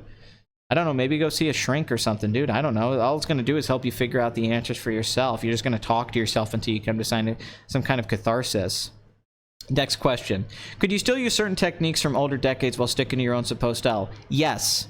Of course you can. Star Wars, for example, taking techniques from Kurosawa and the old movie serials, but creating new original aesthetics around it. So thus, you are seeing old things, but with a fresh eye. Star Wars is a perfect example of being able to do that. Of course. Quentin Tarantino was very successful at that for many years. Next question. Betamax or Laserdisc? Laserdisc. Next question. Big boobies or smallish boobies? Big boobies. Next question. What do you think the next future cartoon style would be? I don't know. I think it's going to be more retro. I think we're actually going to get more intimate stuff that's more delicate in a Miyazaki fashion. I think that's where it's going to go. I think the more that independent animation gets to do things, I think we're going to get there. I'm not really sure what the future would be, to be honest with you. I don't... Who knows? Honestly. But I think we're actually going to get more simple animation because I think we need elegance. I don't think animation needs to be bombastic. Next question. Are there terrible looking American cartoons recently just because stylistic trend of era or just laziness on part of the animators and execs? More on the executives, not the animators. Next question. Blonde or brunette? Brunette. Next question. But I am, and told me to speak it with someone else, and well, I was told to come here. Who the hell told you to come here? A shrink told you to come to my channel? This guy should be paying me. Next question. What would it be like if Hideko Anno did a Star Wars movie, even though it would never happen? You always ask about that guy. It would be fucking insane. That's what it would be. And hopefully it'd be as good as Shin Godzilla. Next question. Watermelon or a 4K TV screen? 4K TV screen, because watermelon blows.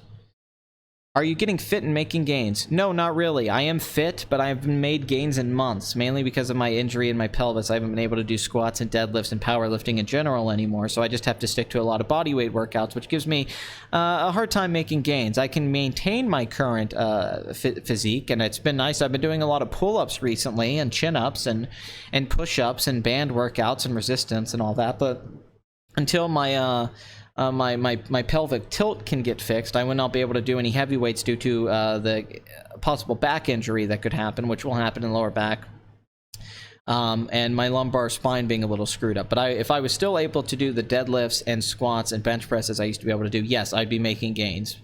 But I have not made gains in a long time. I have stuck at like 170.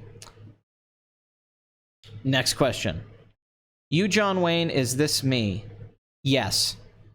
Next question. Do you remember Chris Gaines? Yes, Garth Brooks. I was just talking about him the other day. My mom loved Chris Gaines. She thought he was sexy, and I remember Mongo thought he was sexy. Mango on Saturday Night Live. Next question. Pat, you're locked in a room and forced to spend an entire week with one person. You must choose between Kathleen Kennedy or Ryan Johnson. Who will it be? Ryan Johnson, because I could probably beat him up without getting shit for it. Next question. Friends told me to come here. Well, I'm here, man. I'm here, bro. Do you want a digital hug? I don't know, Bathory. Give him a digital blowjob. Jesus. Next question. For some reason, I identify with the animated works. Why is that? Because they can tap into the abstract of your mind more so than the live action can. They can create what dreams are to you, so they can be relatable, and you can project yourself into them more so. Because there's such a unique vision of the artist typically.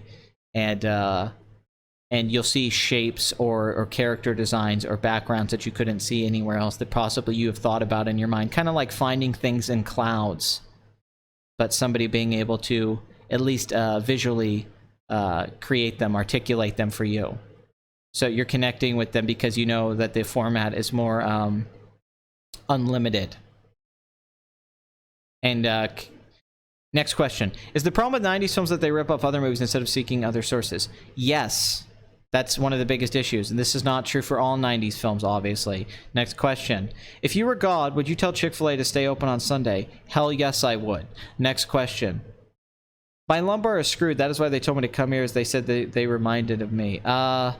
Yeah, you need to get some physical therapy and get some bands and do some floor exercises to try to fix that. That's really all you can do. Next question. Is it a sin to have Chick-fil-A closed on Sundays? Yes, it is. Fellini or Kurosawa? Tough question. Kurosawa's films are more entertaining and probably better. I probably have a preference towards Fellini stuff in general, but Kurosawa. Next question. What do you think of Casino, 12 Monkeys, and Fear and Loathing? I like all three of them. Casino is derivative of Goodfellas, but it gets better kind of every time you watch it. It feels like a season of a television show crammed in 2.5 hours. Well, 3 hours. 12 Monkeys is great. The third act is kind of ridiculous, and it is just a time loop, but the stuff with Brad Pitt in the mental hospital is awesome. Fear and Loathing is both a shitty film and a good film at the same time about the death of the American dream and how we deal with that, but it does capture Thompson in many ways. Johnny Depp's performance is a bit too much of a performance and not him really getting into something, but it's a good movie. It really is. It's an interesting movie. Next question. Pat, what's your highest bench press weight you ever did? A bench press? I don't know, 220 or something like that, maybe. That I can remember, 200 something, 215, 220. Next question, Pat. Is that what I am to you? The channel's official dick blower? No, that's what Noel is. He's just not in here today, so you're gonna have to do his work for him. You're like the person, the shift manager didn't show up today, Bathory, so you have to do the backup work. You know, unfortunately, unless Noel comes in here, then I'll certainly get him back on the job, if you will. Next question. Okay. Have you ever heard of German trash film director Christoph Schlingensief? I know I'm not saying that right. Schlingensief. I'm aware of the filmmaker, I believe, but that name sounds very familiar, but I know I have not seen any of the work.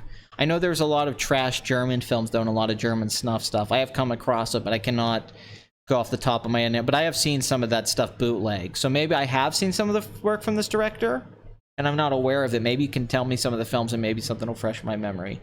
I have seen some really trashy smut from Germany. I've seen some really underground movies from there. Do you want a gerbil? Yes. Can you do an imitation of Martin Scorsese?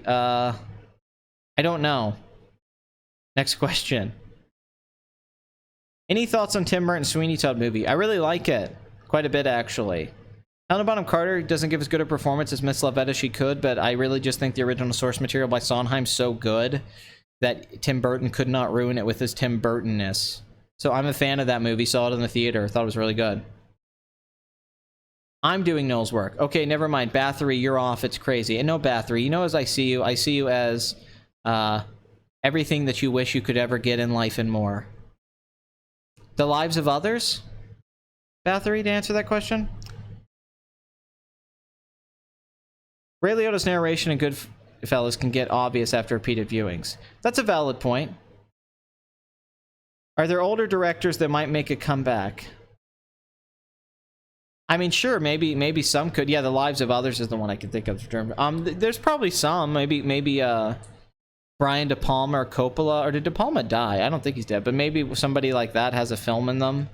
Frank Henenlotter, Stuart Gordon, maybe someone like that could come back. I don't think so. There's probably not many, honestly. I think if they would have, they probably already have had a comeback. But George Miller did it, so it's always an option. Okay, let's check the time now. Okay, we're at 1 hour 51 minutes. I think that was enough. That was the speed round question. Da da na na na na na na na na na na na da da na da da da da. I saw the 12 Monkey series finale, and the whole time I was thinking, this is still on? Yeah. Please rewind. Who is the modern Ed Wood? Uwe Boll or Paul W.S. Anderson? Liam Neeson, Taken, or Darkman? Taken, even though Darkman's phenomenal. The first Taken. What female YouTuber would you bang? All of them. My shrink... Oh, you're talking about your shrink. Okay. Guyman, we could talk about this another time. If you want to message me on Twitter at Vamian, we can talk about this. I don't know if Box Office Addict is the best place to be going into all this stuff about your life. Anyway, if you listen to Box Office Addict, you're probably a box office addict yourself, and I'm not here to help you with your addictions. I'm here to encourage them, and I talk really fast, and you might think that I'm on cocaine that I talk really fast, but I'm just able to do this. I'm not Robin Williams where I have to get on cocaine to go, hey, say hello, Mr. Happy. Oh, I'm gonna make jokes, daddy, and terrible stand-up that people praise, even though it's just him, and it's not avant-garde and him doing some kind of poetic bullshit. Sorry, Blood Money, but it's not. Robin Williams stand-ups fucking suck. Okay, they all suck. He's just up there doing, I mean, it's some bad impression. Oh, hello. Oh, look at my penis. Oh, it's there. Oh, it's big, it's small. Oh, what do I do? Oh, pet my son. Oh, my son's here. Let me hug him. I love you, daddy. I love you. Oh, I love you too, son. Oh, it's great. It's terrible. Terrible. Just nonsense. No jokes. He's not saying anything. It's just nonsense. It's just stream of consciousness nonsense. Oh. Great Drake, great dramatic actor, was great in a lot of movies. He's great as the genie, no question. Love him in love him in not Gilbert Grape, in Garp. Love him in Awakenings. I love him in Good Will Hunting. But no, he's not good. He's not good. Oh. Are you in film, cult film video, going to make videos? Yes. At the end of the month, we are going to be doing our first Screen Champs, would be the 70s films, which I am picking, versus the 90s as the best decade for movies. He is going to be arguing for the 90s. I'm going to be arguing for the 70s. So we are going to do that shit, yeah. Cocaine or heroin? I mean, if it's a Thursday, cocaine. If it's a Saturday afternoon, heroin. Really that simple. I love what they did to Robin Williams at Jumanji 2. It was fun. And Flubber needs more love. Flubber, I saw that in the theater. Holy shit. Robin Williams' stand-up sucked. He was a good actor, but I never got what people thought his stand-up was any good. Yeah, it's awful. Oh. That's all it was. Oh. And he just runs around the stage. Oh, what's over here? Oh, nothing. Oh, better get back. Oh, I'm playing basketball. Oh, there's the ball. Oh, and there's the basketball. Oh, I have 2 balls. Oh, which one am I bouncing? I don't know what to do. Oh, grab the boobies. Oh, let go. Haha. Ooh. What 70 films would you recommend? Holy shit, dude. Jesus Christ. Fat City, The Last Picture Show, Clockwork Orange, Omnicord, Louis Benuel's 70s films, The Conversation, Sisters, so many. Way too goddamn many. Little Big Man, Marathon Man, both starring Dustin Hoffman. If it's a man in the title and Dustin Hoffman's in it, it's fucking great. Jaws, The French Connection, The Exorcist. Dude, remember I'm kind of losing my voice here, sorry. I gotta go, people. I love you guys. I'll see you for episode 53. I'll let you keep updated on my life. I'm sorry for the echo. You fast as fuck, boy. That's what the girls say when they sleep with me. It's pretty impressive. I can talk really fast. So I guess if you can just talk really fast and do monologues, that makes you a genius comedian, and I should be like Robin Williams. Who knew? All I have to do is go on a stage and talk really fast, and I'm a comedic genius. That's something I discovered. Who knew? All I have to do is say words really fast and sentences really fast, and just say nonsense like, oh, palm trees scare me. Oh my god. I know a lot about Mexican cinema, actually. I didn't see that question before. I'm sorry if I didn't answer it. How is Columbus? It's both great and horrible at the same time just because of the circumstances. I thought this was going to be that Columbus from that movie Columbus, but that's in Indiana, so I was very upset. Bullshit, The Exorcist completely holds up. Do not listen to this person who says that they're a retard, and they're completely wrong. The Exorcist is a great film. It's kind of a perfect movie. It completely holds up. It's got great acting, some of the best acting in the 70s. Jason Miller's phenomenal in it. Max von Sydow, Ellen Burstyn. The acting is legitimately phenomenal. The screenplay by Batty's great. It spends the first hour kind of getting you into its own reality, and then it turns into hyper reality, but you bought into it. The last 20 minutes still holds up. I watch The Exorcist a few times a year. Amazing score. Tubular Bells is still great. The cinematography is great. Friedkin's direction. The acting is just through the roof. It's great. It's absurdity at its best. There's moments that are almost humorous. I don't really think the acting isn't great. The acting's like amazing. Like Jason Miller's amazing in the lead role. Like I don't know how anyone can say he's incredible as the guy losing his faith and slowly getting it back and feeling bad about the death of his mother. So I don't get that at all. The Exorcist has amazing acting and drama. It's a great film. It's just a great film. Even if you don't like it as a horror movie, no, it's just a great film. It's a great drama. It's a great drama about losing your faith and coming back to it. You know, when he's punching Reagan at the end and saying, take me, you know, he's punching his own demons. He's not just punching the demon there, he's punching his own demons and learning how to fight them. The Exorcist, you can see, is funny. There's absurdity to it. Friedkin goes so far in his direction, he makes the ultimate horror film. When you have a 12-year-old girl shoving a crucifix up her cunt and yelling, fuck me, you really can't go further than that. No movie's ever going further than that sense. He knows what he's doing. The film is trying to be the ultimate absurd film. I mean, it's a film that can warrant laughter because humor and horror are so tied together. Like I've often said, Caddyshack is on the edge of being a slasher film. It just needs a killer in it. One of the brilliant things about The Exorcist is that Friedkin's not just trying to challenge the horror film conventions, but he's also trying to challenge censorship and what art can be. I mean, it's really a really punk film, but it's great as it's wrapped up in this artistry, all this beautiful filmmaking and elegance. But then it has those moments that feel like grindhouse stuff. You know, your mother sucks cocks in hell. You know, because he's making the ultimate film. It's really hardcore, and it's hard to, like, after that, nothing could really... You know, if you want something more cerebral, that's The Shining. But The Exorcist is so gritty. I mean, it's got this documentary-like style at points. Like, when her head turns, it looks like a documentary. It looks so good. The special effects are great. The makeup is groundbreaking. Max von Sydow looks like he's in his 50s. And he was like...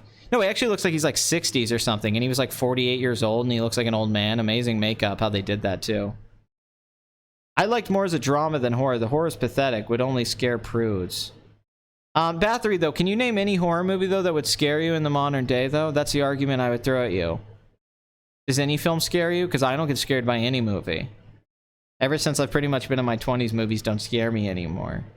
So I don't know if that's necessarily true, or that's just most of us who are horror fans. No movie scares me. And maybe Candyman scares me a little bit. And Tina dies in Nightmare on Elm Street, but I've seen almost every horror movie ever, and I don't find any of them scary. But you just have to appreciate the filmmaking. I mean, the actual exorcism sequence at the end of the movie is great filmmaking. The power of Christ compels you, her floating up to the ceiling, the shadow of the Pazuzu statue. That's great. That's great directing. Just great directing all around. I mean, I think it's a very engaging film. You know, Tarantino said that in Bret Easton Ellis's podcast. It's just kind of a perfect movie. And it really is, the tone of it, the pacing, the way it's structured. It's such a smart movie too. But I don't get scared by any movie. But I think The Exorcist has scary scenes. I just don't. It doesn't really scare me. I think Pazuzu's scary. It's more of like a shock thing though. It's more like a shock to see a little girl doing some of the things that are in the movie. Less so than it being scary. But as Pauline Kael said, the Exorcist's greatest accomplishment isn't making you believe in the devil, but that the Catholicism's the one true religion. I could see being scary if you were by yourself, if you watch like Texas Chainsaw in the Woods by yourself or something like that. I could definitely see that being scary. For sure. I can trick myself. I get more scared from horror literature, from reading stuff, like, or that's why creepypasta's at a point. At that point, the movie had already bored and annoyed me so much I didn't care. You might just not like 70s pacing then. You might have issues from that particular decade. Because the 70s does have deliberate pacing and a certain kind of... And it's more about character studies and like theater acting and all that. And that's very common with films from that decade. I never said it was bad. It's a very good movie. I just don't even think it counts as creepy. Haven't been scared in a while, but I've been creeped out by a few movies. The last movie that scared me was the, wait, what was it? The Curse of Sinistro? Sinistro? I was about 10 and could not sleep for 2 weeks. God, I haven't seen that in so long. Fuck. I'm trying to think of a movie that scared me. Any recent. I mean, Texas Chainsaw's good, but I'm trying to think. I mean, when I was a kid, Jeepers Creepers scared me, but it didn't scare me now. But I'm trying to think what scared me. I don't think any movie scared me in recent times that I can think of. I can't remember the last time I was scared at a movie. But reading stuff scares me. If I read stuff, a horror stuff that's well written, that'll scare me. I think if you still go to the theater in that scene where Tina dies in Nightmare on Elm Street and floats up to the ceiling, I think that's so visceral. I think that's the only time horror can totally work, is when it's visceral. When you're being overwhelmed by the imagery and the music and the sound and everything happening at once. I think if it overwhelms you like that, that can get to you. And maybe it's not necessarily scary, but it can overwhelm you, just like a great action scene or something. I've been overwhelmed by oh, the acting's horrible in Texas Chainsaw. I'm annoyed by the fat guy in a wheelchair. He's fucking awful. The most scary thing in movies are sounds. When you hear weird stuff and do not know what it is and where it comes from, your mind comes up with the scariest things. That's a good point. I think sound design is incredibly important. Yeah, I often root for Leatherface too. I read The Legend of Sleepy Hollow. I have to admit it was a spooky read. Yeah, no, yeah, reading is, I think, because you're just more invested in your imagination. You're not being manipulated by the visuals and the sound. You're getting to think about it yourself, and that makes it scary. But I haven't been scared since I was like young. It's not that I don't think horror movies are good. Like Halloween's a good horror movie, you know, like the thing is a scary movie, you know. When the thing goes full monster mode, that's a scary situation to be in. The blood test scene, you know, that's a scary situation for sure. Oh, the first part of Dracula when he's in the castle, scary as shit. Jonathan Harker's in the castle writing the letters, that scares the crap out of me. It's the best part of the book, like the first like, I don't know, I guess like the first 2 chapters or something, but it's scary, man.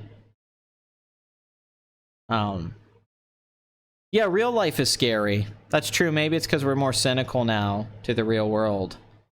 Maybe we're more aware now, so it's hard for us to be scared by fantastical things because we know things are really scary. I was scared seeing Nightmare on Elm Street in the theater a few years ago, though, but I was a little fucked up seeing it. Do you know that JonTron is a big fan? I know he subscribed to me, but I don't know, has he ever talked about me? I know that he subbed to me. I've never heard him mention me once. I feel like if he'd brought me up, I would have like 50,000 subscribers. Has he ever said that he's a fan of mine?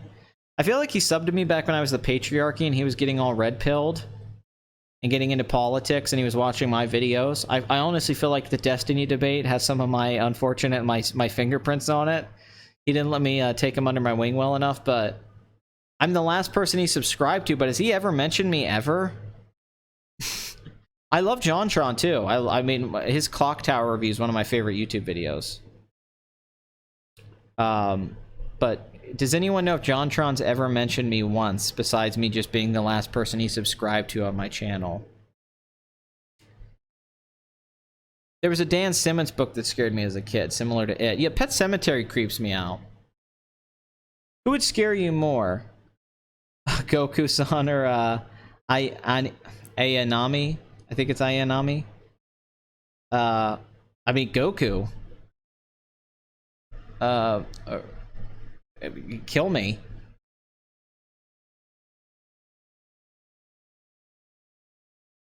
Isn't JonTron dead? Yeah, he's never brought me up. He subbed to me, though, so I guess he's a fan. I don't know if he watches any of my videos. Wouldn't it be great if JonTron just shouted me out and I got like 100,000 subs? Please, JonTron, if you do listen to this channel, help a brother out. I didn't come after you when you went on Destiny stream. I defended you, man. Let's work together. Why did you sub to me? What fucking video did he watch? That's been like the biggest mystery of my YouTube channels. What video did he watch that made him sub? I have no idea. Yeah, Jack Arnold was the father in The Wonder Years, my favorite show. Is it Ray or Ree? Ray can turn you into Tang. Good point. Oh, Targets, 1968, yeah. The juxtaposition, old spooky castle or movies against a modern psychopath who goes on a killing spree. Well, that's what he talked about making that movie, was that what was the slasher, the horror of the 60s was the gun, because of the UT shooting. So he tried to make a horror film about guns. That was the intention with it. Yeah, he just doesn't upload much, but every time he uploads, he gets like 5 million hits. Do you fear Goku the same way as Lex Luthor views Superman and as God could go wrong? Sure. Definitely, except Goku's personality doesn't really suit that, but he has destroyed planets and even Earth got destroyed because of his bullshit, so... It's pronounced like Ray. I thought it was. That's how I've always heard it. My Ghostbusters video, maybe. That didn't get a lot of views, though. I got like 2,000 hits. How the hell did JonTron find that?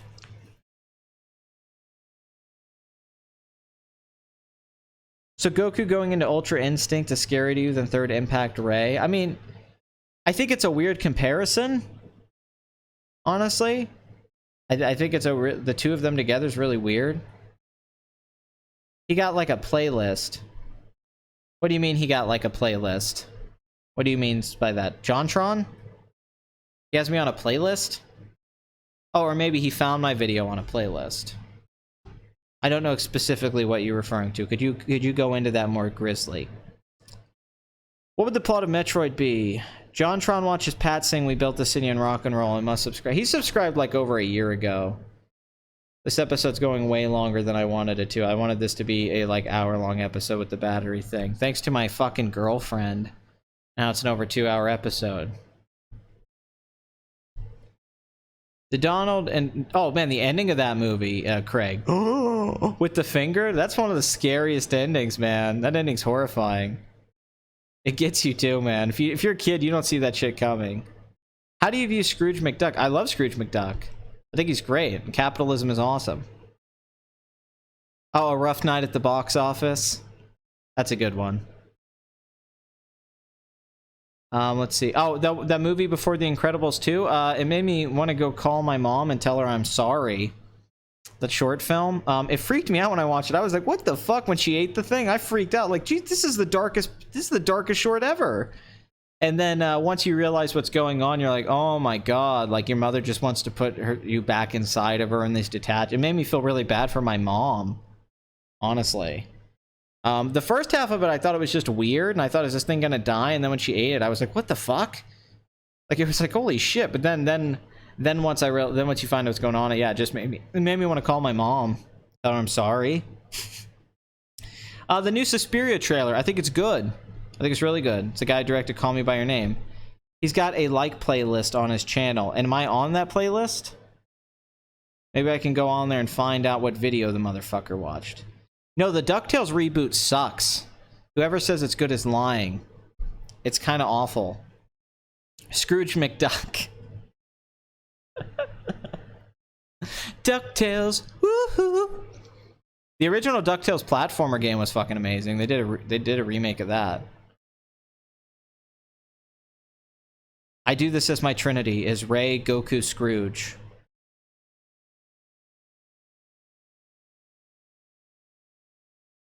The DuckTales reboot. Well, I'll go check JonTron's channel out, though, but we've gone too long here. I did not want this to be a 2-hour show. I wanted this to be much, much shorter.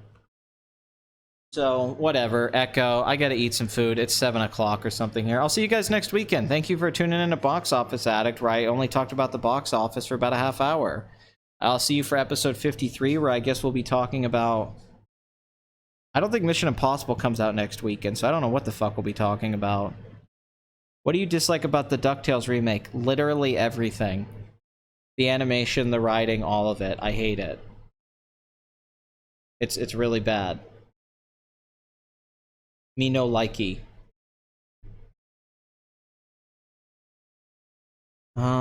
What pop culture character would you get a tattoo of? I already have Spider-Man and Batman and Superman. I would get Super Smash Brothers characters, in particular Melee. I would get some Pokemon if I like Raichu. There's a lot of people I would get tattoos of, quite frankly. Speed Racer, or Mario in the Mach 5 as Speed Racer. Scooby-Doo, somebody I'd get a tattoo of. I only have pop culture tattoos, though, but I would get a lot of... Can you please stop ending the stream every 10 minutes?